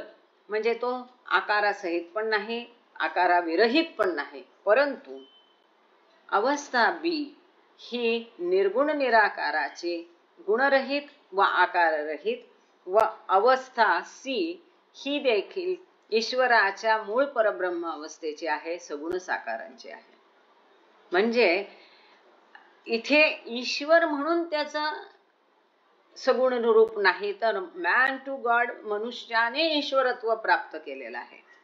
पण ईश्वराची अवस्था म्हणून जी ईश्वराची बी अवस्था आहे ती निर्गुण निराकाराची आहे. पण सी अवस्था मॅन टू गॉड सद्गुरूची अवस्था असल्यामुळे ही देखील ईश्वराची मूळ परब्रह्म अवस्थेची आहे. म्हणजे दोन अवस्था ईश्वराच्या दुसऱ्या अवस्थेची आहे आणि ती सगुण साकाराची पण आहे. जसं आपण मगाशी बघितलं की ईश्वर दुसऱ्या अवस्थेमध्ये अचेत पण आहे आणि सचेत पण आहे. हा जो द्विधा पैलू ईश्वराच्या दुसऱ्या अवस्थेच्या अवस्थेने ईश्वराला प्रदान केलेला आहे, तसा हे अत्यंत महत्वाचं आहे की ही जी अवस्था आहे, परत एकदा हा पॅराग्राफ आपण तो करेक्शन करून परत नीट वाचूया. बाबा इथे म्हणतात, हे नीट लक्षात घेतलं पाहिजे की ईश्वर अपरिमित सचेत अवस्था 10वी मध्ये, अपरिमित सचेत अवस्था 10वी मध्ये, म्हणजे 10व्या अवस्थेमध्ये काय, अमर्याद चेतना त्याला प्राप्त झाली आहे. त्या अवस्थेत तो ना निर्गुण ना निराकार, ना सगुण ना साकार आहे. म्हणजे ईश्वराच्या 10व्या अवस्थेमध्ये ईश्वर म्हणून तो ना निर्गुण निराकार आहे ना सगुण साकार आहे. असं का? कारण मॅन टू गॉड आहे. मनुष्याने ते अमर्याद चैतन्य अवस्था प्राप्त केलेली आहे. गंमत आहे हा, इथे ट्विस्ट आहे. पण तोच ईश्वर ईश्वराच्या दुसऱ्या अवस्थेतली दुसरी उपअवस्था बी मध्ये, परंतु अवस्था बी ही ईश्वराची निर्गुण निराकाराची गुणरहित व आकाररहित, आणि अवस्था सी ही इंटू ब्रॅकेट जी देखील ईश्वराच्या मूळ परब्रह्म अवस्थेची आहे, सगुण साकाराची आहे. वास्तविक ईश्वराची 10वी अवस्था म्हणजे सी अवस्था आहे. असं असून ईश्वर म्हणून 10व्या अवस्थेत ईश्वर सगुण साकार आहे मनुष्याच्या रूपातून. पण ईश्वर म्हणून ईश्वराच्या दुसऱ्या अवस्थेतल्या दुसऱ्या उपअवस्थेत बी मध्ये तो निर्गुण निराकार आहे. पण ईश्वर म्हणून 10व्या अवस्थेत ना निर्गुण निराकार आहे ना सगुण साकार आहे. आता हे कोडं कसं सोडवायचं ते सोडवा. समजले? असं बाबांनी इथे सांगितलं आहे. ती नरनारायणाची उत्तम अवस्था आहे. कोणती अवस्था आहे? सी अवस्था, 10वी अवस्था. मॅन टू गॉड आहे. नराचा नारायण झालेला आहे. तिथे संस्कार नाही, विज्ञानी संस्कारावर त्याचं कार्य चाललेलं आहे, की जेथे ईश्वर अपरिमितपणे सत्य आणि माया या दोन्हींविषयी सचेत आहे. त्याला आपण बघितलं की ईश्वराच्या दुसऱ्या अवस्थेमध्ये, बी अवस्थेमध्ये तो सचेत आहे. त्याला चेतना ईश्वरत्वाची आहे. त्रिगुणात्मक प्रकृतीचा तो आनंद घेतो, उपभोग घेतो, पण उपयोग करू शकत नाही. कारण ईश्वराच्या दुसऱ्या अवस्थेतल्या उपअवस्था बी मध्ये, 2 मध्ये त्याला मायेविषयी तो सचेत नाही. पण सी अवस्थेमध्ये तो अमर्याद चैतन्य आहे. स्वविषयी, सत्याविषयी, ईश्वराविषयी सचेत आहे. त्याचबरोबर तो मायेविषयी पण सचेत आहे. ती नरनारायणाची अवस्था आहे आणि म्हणून तिथे सगुण साकार म्हणता येईल. आणि म्हणून तो मायेविषयी सचेत आहे, कारण तो नराचा नारायण झालेला आहे आणि तिथे त्याला सत्य म्हणजे ईश्वरत्व आणि माया ह्या दोन्ही विषयी तो कॉन्शियस आहे. अमर्याद चेतना त्याच्याकडे आहे.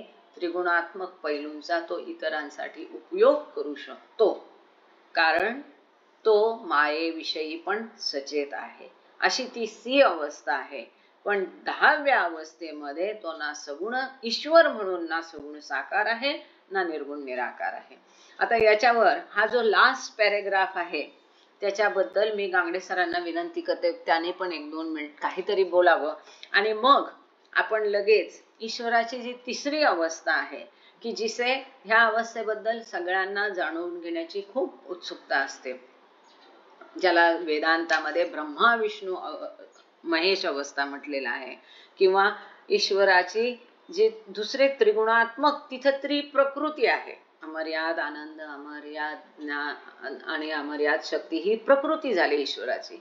आता ईश्वराचे पैलू जे आहेत, त्रिगुणात्मक पैलू ब्रह्मा विष्णू महेश, ही जी ईश्वराची तिसरी अवस्था आहे ती आपण थोड्या वेळात बघूया. आधी मी गांगडे सरांना रिक्वेस्ट करते की त्यांनी हे शेवटच्या पॅरेग्राफवर जिथे हा जो ट्विस्ट आहे की तो निर्गुण निराकार आहे ना सगुण साकार आहे 10व्या अवस्थेत, पण सी मध्ये तो सगुण साकार आहे, ती नरनारायणाची उच्चतम अवस्था आहे. हे जे इंटरप्रिटेशन आहे ते एकदा त्यांनी परत त्याबद्दल थोडस विवेचन द्यावं. सर, जय बाबा. गांगडे सर. हा, जय बाबा ताई, जय बाबा. जय बाबा. हॅलो. बोला. हॅलो. जय मेहर बाबा. सर, आवाज क्लिअर आहे आणि सॉरी तुम्हाला शॉर्ट नोटीस वर सांगते, पण मला असं वाटलं की जे इंटरप्रिटेशन आपण करतोय तो बरोबर आहे ना, कुणीतरी सपोर्टिंग त्याला पाहिजे म्हणून. अगदी परफेक्ट. तुम्ही जे सांगितलं ते अगदी परफेक्ट आहे. स्टेट जी ए म्हटलंय बाबांनी सेकंड मधली, God neither consciously experiences power, knowledge, bliss or uses them, असं इंग्लिश मध्ये म्हटलंय. आणि ह्या स्टेट मधून जेव्हा आपण बी म्हणजे सायमल्टेनियसली त्याला जे बी मध्ये जायचंय, स्टेट बी मध्ये त्याला पूर्ण 2, 3, 4, 5, 6, 7, 8 या स्टेट मधून त्याला पास व्हावं लागतं. तेव्हाच तो, आणि ते त्याचं ध्येय आहे की बी स्टेटला जायचं. आणि त्यामध्ये जी सी स्टेट आहे ती आहे परफेक्ट मास्टरची. परफेक्ट मास्टरची जी आहे सी स्टेट जी आहे, म्हणजे परफेक्ट मास्टर जो आहे तो त्या सी स्टेट मधनं त्याच्याशी कनेक्टेड आहे. म्हणजे जो 10th स्टेट जी आहे जी परफेक्ट मास्टरची म्हटलेली आहे ती सी शी कनेक्टेड आहे. एक मिनिट. तर हा जो जी सी जी आहे ही म्हणजे 10th स्टेट, लास्ट जी 10th म्हटलेली आहे बाबांनी, God as man God and God man, ही 10वी अवस्था झाली.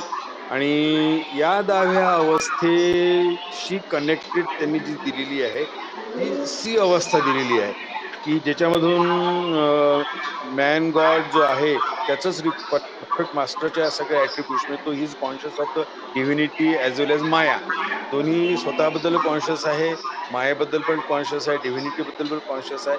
हे बाबांनी एक्सप्लेन केलंय. तुम्ही जे सांगितलं ते करेक्ट आहे, त्याच्यामुळे जास्त तुम्हाला नाही सांगता येणार.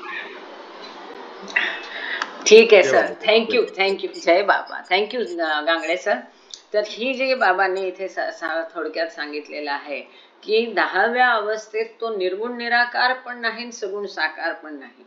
आणि सी, आणि सगळ्यात महत्वाचं बी म्हणजे गॉड रिअलायझेशन, हे अंतिम ध्येय असावं. पण बाबांनी सांगितलं ते पूर्णत्व नाही, परफेक्शन नाही. तर परफेक्शन काय आहे? सी अवस्था, नराचा नारायण होणं, म्हणजे अमर्याद चैतन्य प्राप्त करूनही विश्वाचं पण भान ठेवणं आणि विश्वासाठी त्या त्रिगुणात्मक पैलूंचा उपयोग करून आपणा सारखे करीते तात्काळ हे अवलंबणं, हे परफेक्शन आहे. आणि म्हणून तो जे कोणी ते परफेक्शन प्राप्त करतो त्याला परफेक्ट मास्टर म्हटलं जातं, की ते परफेक्शन आहे. सी अवस्था म्हणजेच ती ईश्वराची मूळ अवस्था सुद्धा आहे. हे बाबांनी महत्वाचं पहिल्यापासून सांगितलेलं आहे. ईश्वराच्या दुसऱ्या अवस्थेतच सांगितलं की ईश्वराची परात्पर परब्रह्म अवस्था आणि ईश्वराच्या दुसरी अवस्था यामध्ये फारसा फरक नाही. म्हणजेच जेव्हा तो सी अवस्था प्राप्त करतो, नराचा नारायण अवस्था प्राप्त करतो, त्यावेळेला केवळ त्याला अमर्याद चैतन्य आणि विश्वाचं भान राहत नाही केवळ, तर त्याच वेळेला परात्पर परब्रह्म अवस्थेमध्ये विषयी, बियॉन्ड गॉड स्टेट विषयी सुद्धा तो सचेत असतो. त्याचंही त्याला भान असतं की ईश्वराच्या त्या अवस्थेची त्याला त्यावेळेला जाणीव असते. फार सुंदर सांगितलंय बाबांनी. माझी अगदी हात जोडून सगळ्यांना विनंती आहे, जर रेकॉर्डिंग चांगलं झालं तर परत ऐका, परत वाचा, एकदा वाचा, दोनदा वाचा, शांतपणे वाचत जा. बाबा स्वतःच कधी ना कधी तुमचं दिमाग की बत्ती म्हणतो ना, जल गई, ते आपोआप लागून जाईल. आता आपण पुढे अवस्था तिसरी वाचूया. अवस्था 3, ईश्वर स्रष्टा, संवर्धक, रक्षक आणि संहारक. या अवस्थेत ईश्वर त्याचे 3 प्रमुख गुण सिफत, स्रष्टाचे, संवर्धकाचे व संहारकाचे कार्यान्वित करतो. ही तीनात एकची अवस्था वेदांतातील त्रिमूर्तीशी, ब्रह्मा, विष्णू व महेश शी जुळती आहे, ज्याचे सुफी समानार्थी पर्यायवाचक शब्द आहेत अफरदिगार, परवरदिगार व फनाकार. हे वाचेल तेव्हा खालचं बघून. आता इथे बाबा हे जे करता हरता धरता आपण म्हणतो की ज्याला स्रष्टा, संवर्धक, रक्षक आणि संहारक असे जे ईश्वराचे 3 प्रमुख गुण आहेत, पैलू आहेत, त्रिगुणात्मक म्हणतो ना आपण. त्रिगुणात्मक ईश्वर म्हणजे काय? सृष्टी निर्माण करणारा, सृष्टीचं पालन करणारा आणि सृष्टीचा संहार करणारा. म्हणजे संहार करणारा वेगळा ईश्वर आहे असं नाही. ब्रह्मा वेगळा आहे, विष्णू वेगळा आहे, महेश वेगळा आहे असं बिलकुल नाही. बऱ्याच जणांना हा प्रश्न असतो की ब्रह्मा, विष्णू, महेश म्हणजे काय? हे 3 वेगळे देव आहेत का? बिलकुल नाही. ईश्वर एकच आहे. त्या एकाच ईश्वराचे हे 3 गुण आहेत, 3 पैलू आहेत. आणि बाबांनी सांगितलं की आपल्यामध्ये पण ईश्वर आहे, आपणही ईश्वर आहोत. आपण स्वतः सुद्धा एक प्रकारे सृष्टी निर्माण करतो, तिचं पालन करतो आणि तिचा नाश करतो. हे कोण धक्का बसेल आश्चर्याचा, पण हे सत्य आहे. कसं? आपण जे काही डोळ्यांनी बघतो, कानाने ऐकतो, विचार करतो, त्या विचारांद्वारा आपण संस्कार निर्माण करून आपलं एक जग आपण स्वतःच निर्माण करतो. किंवा झोपेत आपण स्वप्न बघतो, म्हणजे आपलं एक विश्व आपण झोपेमध्ये, स्वप्नामध्ये तयार करतो. बाबा सांगतात जी गोष्ट निर्माण झाली, आपसूक ओघाने तिचं पालन करणं हे आलंच. म्हणजे पालनकर्त्याच्या भूमिकेत आपण आपोआप जेव्हा निर्माण करतो, उदाहरणादाखल आपण मुलाला जन्म देतो तेव्हाच त्या मुलाचं पालन करणं हे त्याच्याबरोबर आपसूकच आलं. त्याच पद्धतीने आपण जे कानाद्वारे ऐकतो, डोळ्याद्वारे बघतो, हे जे पंचेंद्रिय आपले आहेत, त्याद्वारे आपण जे काही अनुभव करतो, त्याद्वारे आपण आपली सृष्टी आपणच निर्माण करत असतो. म्हणजे तिथे आपण ब्रह्माच्या भूमिकेमध्ये असतो. ईश्वर स्वतः सृष्टी निर्माण करतो, ती आपल्या देहाद्वारे, प्रत्येक जीवात्म्याद्वारे ती सृष्टी निर्माण करत असतो. किंवा आपण जे आता बघितलं की ईश्वराची ये अवस्था जी आहे की जिथे हलचल निर्माण झाली आणि ती ये अवस्था पुढच्या सगळ्या अवस्थांना जन्म देते, म्हणजे सृष्टीचं निर्माण करते. म्हणजे इथे सृष्टीचा निर्माण करता या भूमिकेत ईश्वर असतो. तोच ईश्वर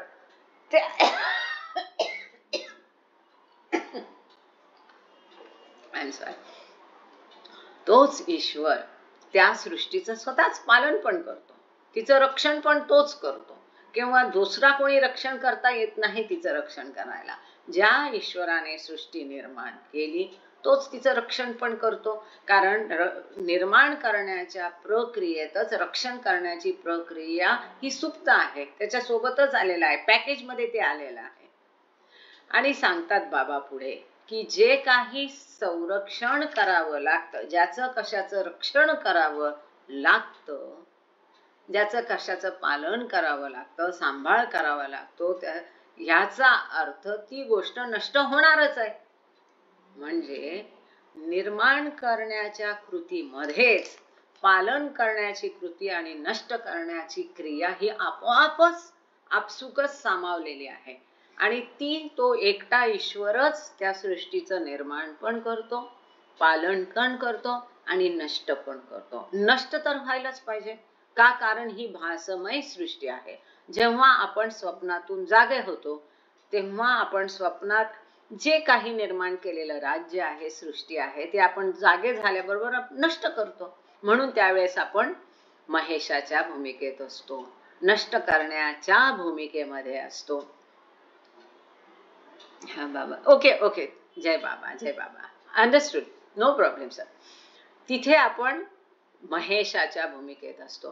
तर ईश्वर स्वतः जेव्हा नष्ट कर्त्याच्या भूमिकेत असतो किंवा जेव्हा ईश्वर साक्षात्कार एखाद्या जीवात्म्याला प्राप्त होतो तेव्हा तो जो काही स्वतःचं नष्ट करतो. काय नष्ट करतो? मनासोबत सगळे त्याचा अहंकार परिवर्तन होतं, त्याचं खोटा अहम जाऊन तिथे खरा अहम येतो. राग, लोभ, द्वेष, अहम हे जे षड्रिपू आहेत किंवा मनाच्या लवाजमा आहे त्या लवाजम्यासह मन नष्ट करणं ही एक नष्ट करण्याची क्रिया आपण म्हणू शकतो. तर हा ईश्वर स्वतःच त्याचे 3 प्रमुख गुण आहे, निर्माण करण्याचे, संवर्धकाचे आणि संहारकाचे. तो स्वतःच ते कार्यान्वित करतो. म्हणजे तो एकच ईश्वर ब्रह्मा विष्णू महेश ह्या 3 कार्यामधून तो ब्रह्मा विष्णू महेश, ज्याला वेदांतामध्ये त्याला ब्रह्मा विष्णू महेश म्हटले. सुफिझम मध्ये त्याला सिफत, त्यानंतर सुफिझम मध्ये त्याला म्हटले अफरदिगार, परवरदिगार, अफरीदगार, परवरदिगार आणि फनाकार. सुफिझम मध्ये त्याला म्हटले अफरीदगार, परवरदिगार आणि फनाकार. फना म्हणजे काय आपण बघितलेलं आहे. 7व्या भूमिकेतली पहिली अवस्था म्हणजे फना, जिथं बाकी सगळं नष्ट होतं आणि जे खरं अस्तित्व आहे, सत्य आहे, ईश्वराचं अस्तित्व केवळ शिल्लक राहतं. म्हणून तिथे फनाकार म्हटलेलं आहे. आपण जे परवरदिगार प्रार्थना म्हणतो ती आपण कशासाठी म्हणतो? तिथे आपण सुरुवातीलाच प्रार्थनेचं पहिलंच वाक्य काय आहे? हे देवादिदेवा, तू सर्वांचं पालन करणारा आणि रक्षण करणारा आहे, अनादि व अनंत आहेस. तिथं पालन करता आणि रक्षण करत्या अशा ईश्वराची ती प्रार्थना आहे. म्हणजे परवरदिगार म्हणजे राखणकार, म्हणजेच विष्णू, ह्या अवस्थेची ती प्रार्थना आहे. आणि जर तिथे आपण सुरुवातीलाच त्याला म्हणतो की तू पालन करता आहे आणि रक्षण करता आहे, तेव्हा त्याला वेगळं आपलं रक्षण करण्याची, पालन करण्याची, आपल्याला हवं ते देण्याची, परत भीक मागण्याची गरज नाही. हे ओघानेच आलं. त्या पहिल्या वाक्याशी भरपूर त्याचा विचार करा, त्याचं चिंतन करा, त्याचं मनन करा. ईश्वर काय आहे ते तिथेच कळून जातं. तर असा अफरीदगार, परवरदिगार आणि फनाकार असे 3 शब्द जे सुफिझम मध्ये, आपल्या वेदांतामध्ये त्याला ब्रह्मा विष्णू महेश म्हटलेलं आहे. की तिथे त्या एकाच ईश्वराची अवस्था आहे. ती वेदांतातील जी त्रिमूर्ती आहे, ब्रह्मा म्हणजे सृष्टीकर्ता, विष्णू म्हणजे संवर्धक आणि महेश म्हणजे संहारक, याच्याशी मिळती जुळती आहे. एकाच ईश्वराचे ते 3 गुण आहेत, त्याचे 3 काम आहे की काही वेगळे ब्रह्मा विष्णू महेश नाही. म्हणून नेहमी आपण उदाहरण काय बघतो की शाळेत जाणारी, ऑफिसमध्ये जाणारी महिला, घरात एक माता म्हणून वावरणारी महिला, घरात मग एक पत्नीचं कर्तव्य निभावणारी महिला आणि एक गृहिणीचं कर्तव्य निभावणारी महिला, ह्या काही वेगळ्या असतात का? त्या एकाच महिलेचे 3 गुण असतात. तसंच पुरुषांच्याही बाबतीत सांगता येईल नाही असं नाही. ईश्वराच्या पुढे बाबा सांगतात, ईश्वराच्या 3 गुणांची अभिव्यक्ती 3 प्रमुख देवदूतांच्या द्वारा, इस्राफिल देवदूत जो जीवन निर्माण करतो, मिकाईल देवदूत जो जीवनाचे संवर्धन करतो आणि इस्रायल देवदूत जो जीवनाचा संहार करतो, अशी झालेली आहे. त्या एकाच ईश्वराच्या 3 गुणांची अभिव्यक्ती, प्रगटीकरण, त्यांचं बाहेर अभिव्यक्त होणं, हे बाबा पुढे सांगतात की 3 देवदूत द्वारा, जे इस्राफिल हे जो जीवन निर्माण करतो, मिकाईल जो जीवनाचे संवर्धन करतो आणि इस्राईल जो जीवनाचा संहार करतो, त्यांच्याद्वारा झालेले आहे. आता हे आणखीन मला वाटतं इटालियन की कुठल्या किंवा रोमच्या ह्याच्यामध्ये आहे हे सगळं. म्हणजे प्रत्येक धर्म, तो मग सुफिझम असू दे, वेदांत असू दे, त्यांनी सगळ्यांनी हेच सांगितलं की या एका ईश्वराचे हे 3 गुण आहेत. त्यांनी देवदूताच्या भाषेत सांगितलं, आपण ब्रह्मा विष्णू म्हटलंय, त्यांनी अफरीदगार, परवरदिगार, फनाकार म्हटलेलं आहे. ईश्वराच्या अवस्था 3 चे त्रिगुण ईश्वराच्या अत्यंत मूळ अवस्था 1 मध्ये अनुभूत होते. ही जी ईश्वराची 3री अवस्था आहे, जिथे ईश्वर त्याच्या त्रिगुणात्मक गुणांचा, 3 गुणांची अभिव्यक्ती करतो, जिथे ईश्वर सृष्टी निर्माण करतो, पालन करतो आणि नष्ट करतो. ही जी ईश्वराची 3री अवस्था आहे, ती ईश्वराच्या बियॉन्ड गॉड स्टेट मध्ये, परात्पर परब्रह्म अवस्थेत सुद्धा होतीच, फक्त अव्यक्त होती, अननुभूत होती, अप्रगट होती, सुप्त होती. ती तिथे प्रगट झालेली नव्हती, पण तिथे ती होतीच. हे स्वतः एकाच वेळी त्या क्षणी अभिव्यक्त झालेत जेव्हा ईश्वरात मूळ अपरिमित लहर उसळली व जेव्हा त्याने त्याच्या अवस्था 2 मध्ये स्वतःला मी कोण आहे जाणून घेण्याचा अपरिमित जिज्ञासेची धारणा केली. आता ईश्वराच्या मूळ परात्पर परब्रह्म अवस्थेत जर हे सगळं आहे तर ते प्रगट कधी झालं की जेव्हा ईश्वराची दुसरी अवस्था झाली, अभिव्यक्त झालं, जेव्हा ती लहर उसळली कोहमची, त्या लहरी बरोबरच जेव्हा त्याने जिज्ञासा धारण केली, जेव्हा त्याच्या मनात ही जिज्ञासा आली की मी कोण आहे, त्या जिज्ञासेबरोबर ती लहर उसळल्या बरोबर त्याच क्षणी ही जी दुसरी अवस्था आहे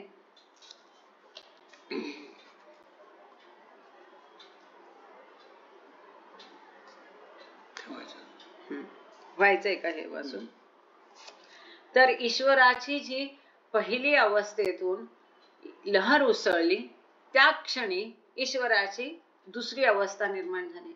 आपण हेही मगाशी बघितलं की ईश्वराच्या ए अवस्थेने ईश्वराच्या बी अवस्थेला आणि पुढे संपूर्ण 10 अवस्थांना जन्म दिला, म्हणजे ह्या सृष्टीला जन्म दिला. या संपूर्ण जी चेन आहे, सगळे विविध योनी आहे, सृष्टीचं निर्माण आहे, ह्या सगळ्या अवस्थांना जन्म ईश्वराच्या ए अवस्थेने दिलेला आहे.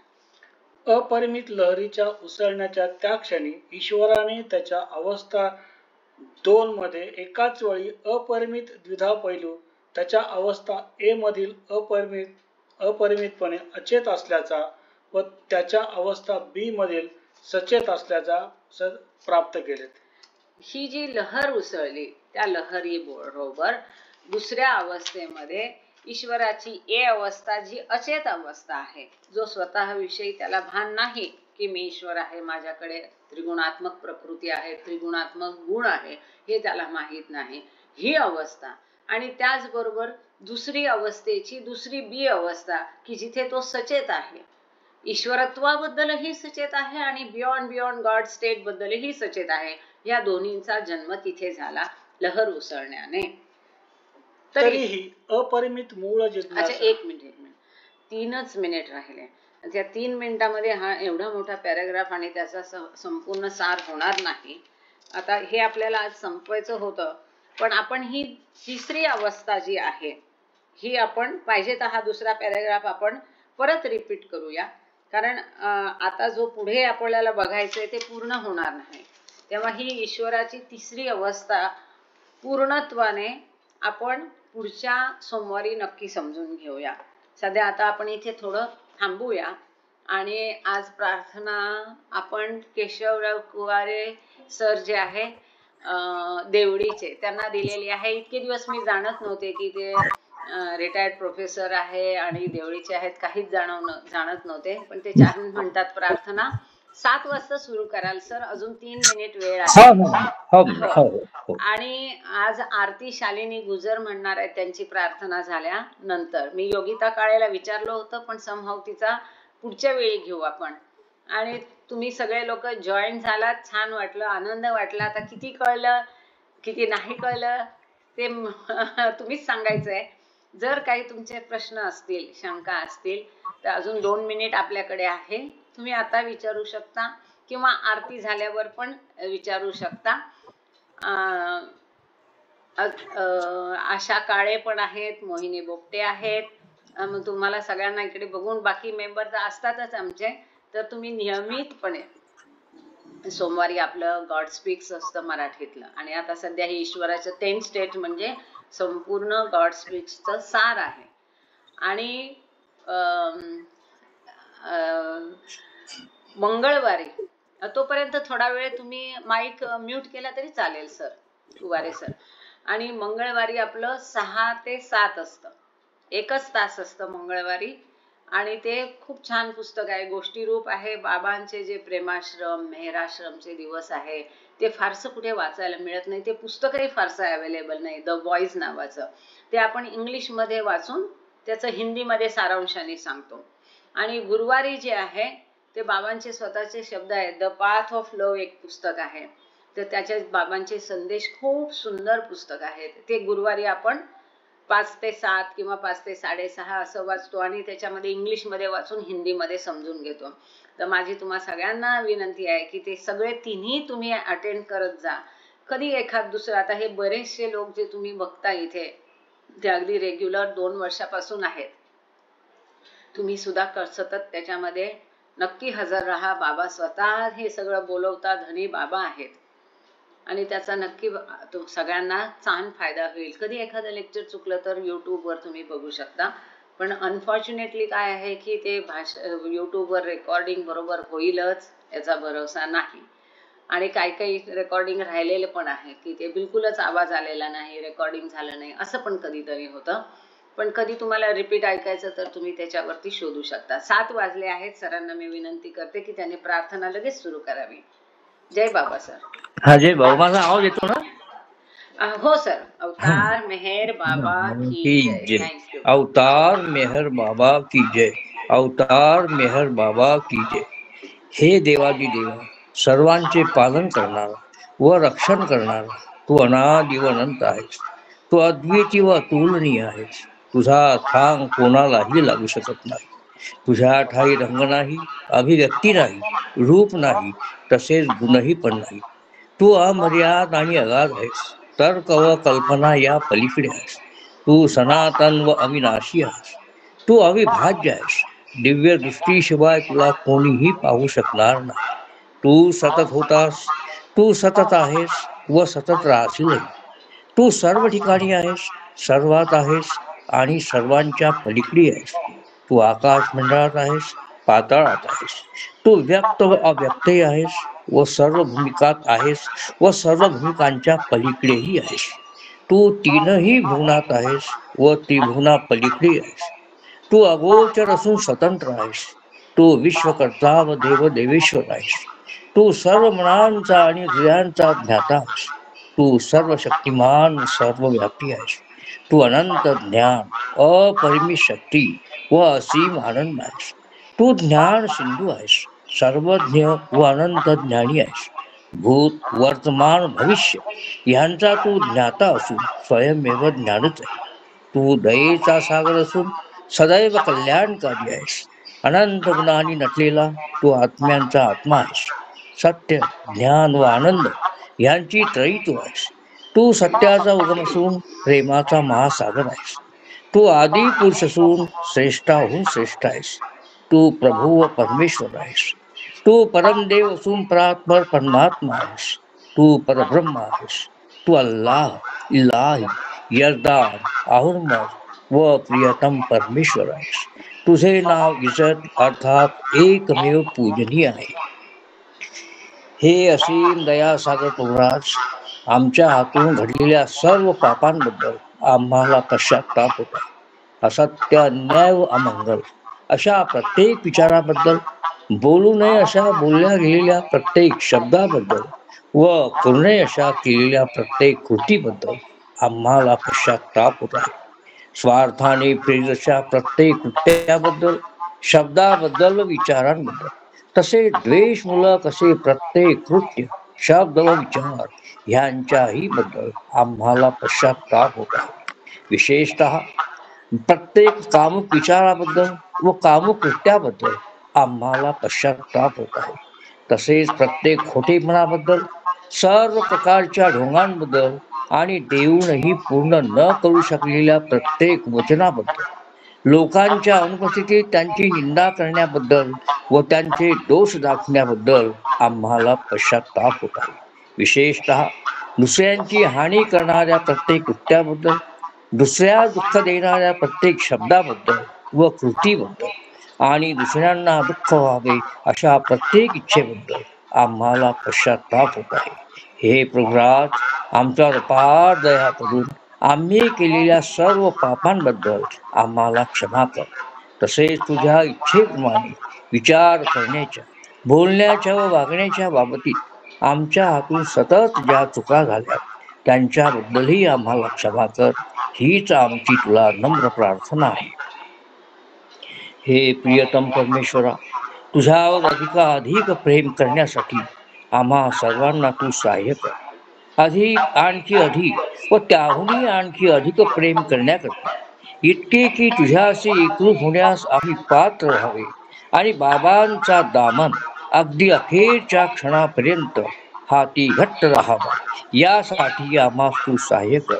अवतार मेहर बाबा की जय. खूप छान, थँक्यू सर.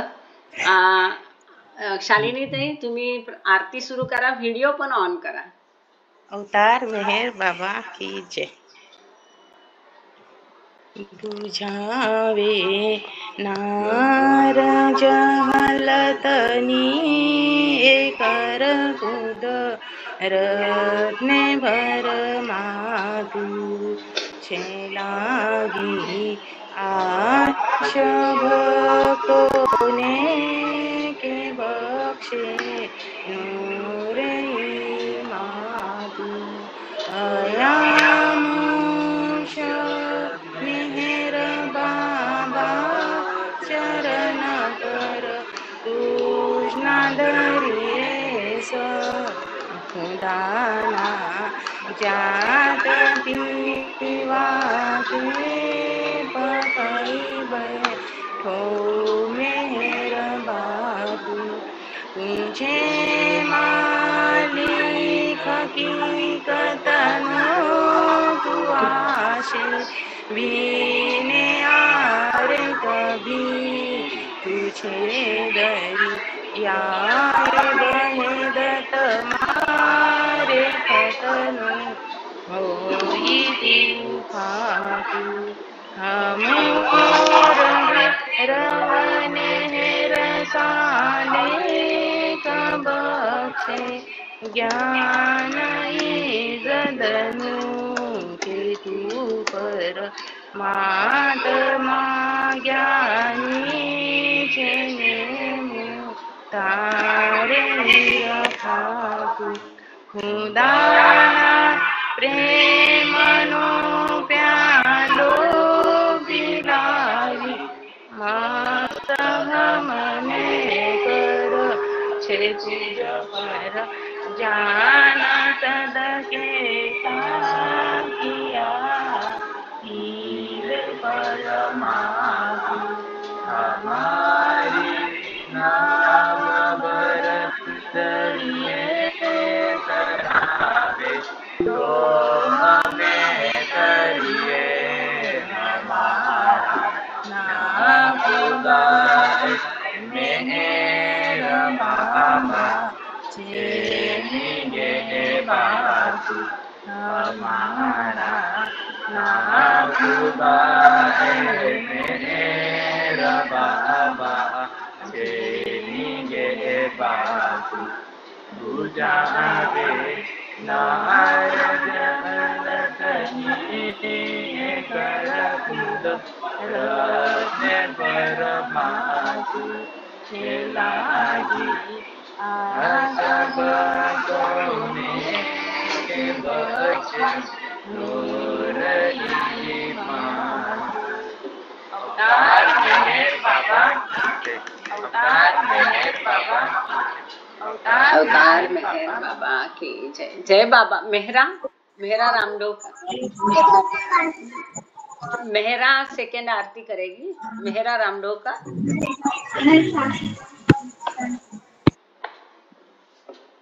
जय बाबा. मेहरा. अच्छा योगिता आप करोगे. जय बाबा. हाँ मेहरा बोल दो. जय बाबा. हाँ. जय बाबा. बोल आरती. जय बाबा. आरती कोणती आरती? मेहरा अवतारा. Okay okay okay.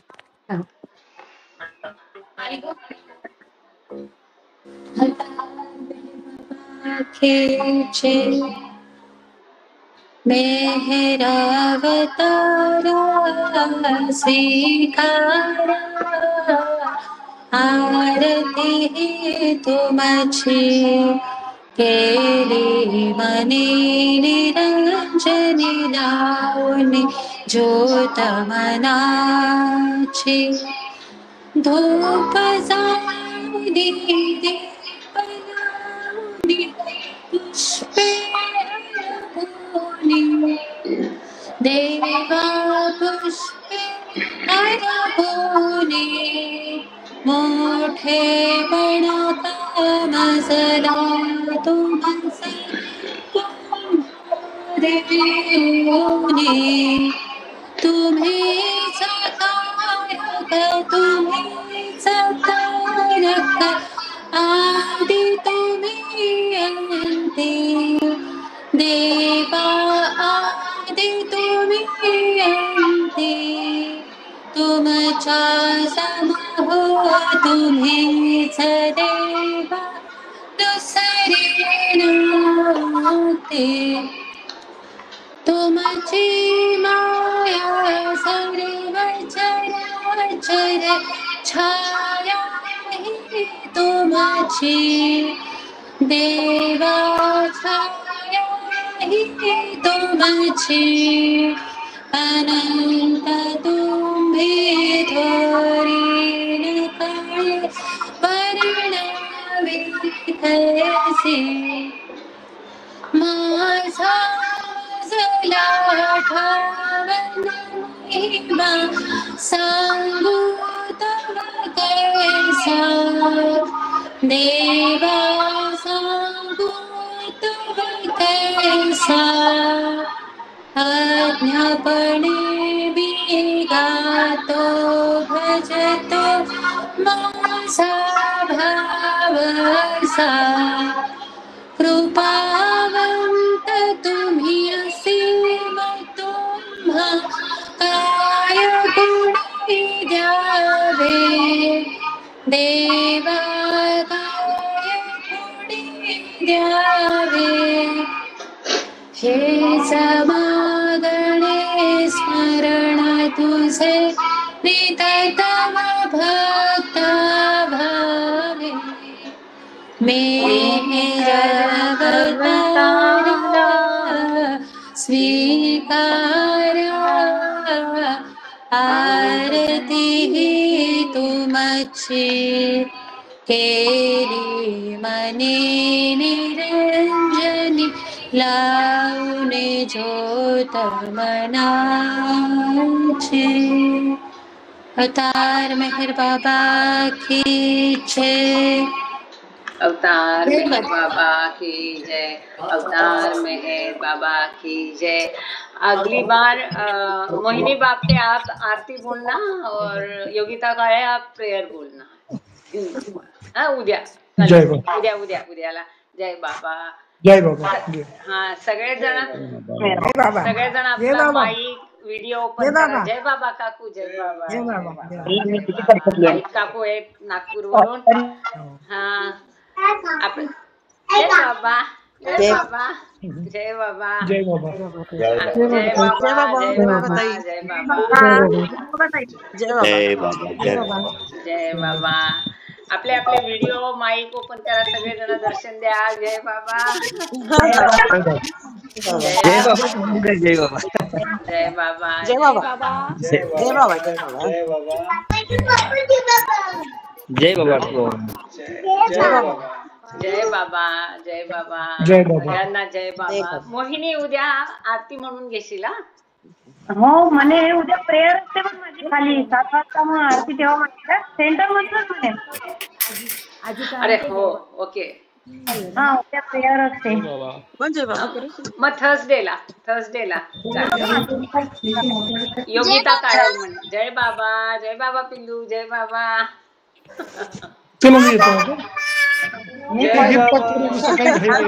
संजय भाऊ जय बाबा पिल्ला ऍक्टिव्ह झाले एकदम जय बाबा जय बाबा सगळ्यांना जय बाबा। मीनाताई जय बाबा जय बाबा ताई जय बाबा आपले भाऊ जय बाबा नाईक भाऊ जय बाबा जय बाबा जय बाबा रेणुका जय बाबा जय बाबा जय बाबा जय बाबा सगळ्यांना जय बाबा। मीनाताई जय बाबा जय बाबा सगळ्यांना जय बाबा जय बाबा जय बाबा जय बाबा।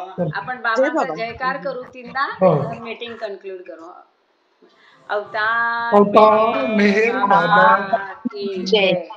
अवतार मेहर बाबा की जय। अवतार मेहर बाबा की जय। Thank you all. Thank you Baba. जय बाबा। जय बाबा. जय बाबा. जय बाबा. जय बाबा. जय बाबा. जय बाबा.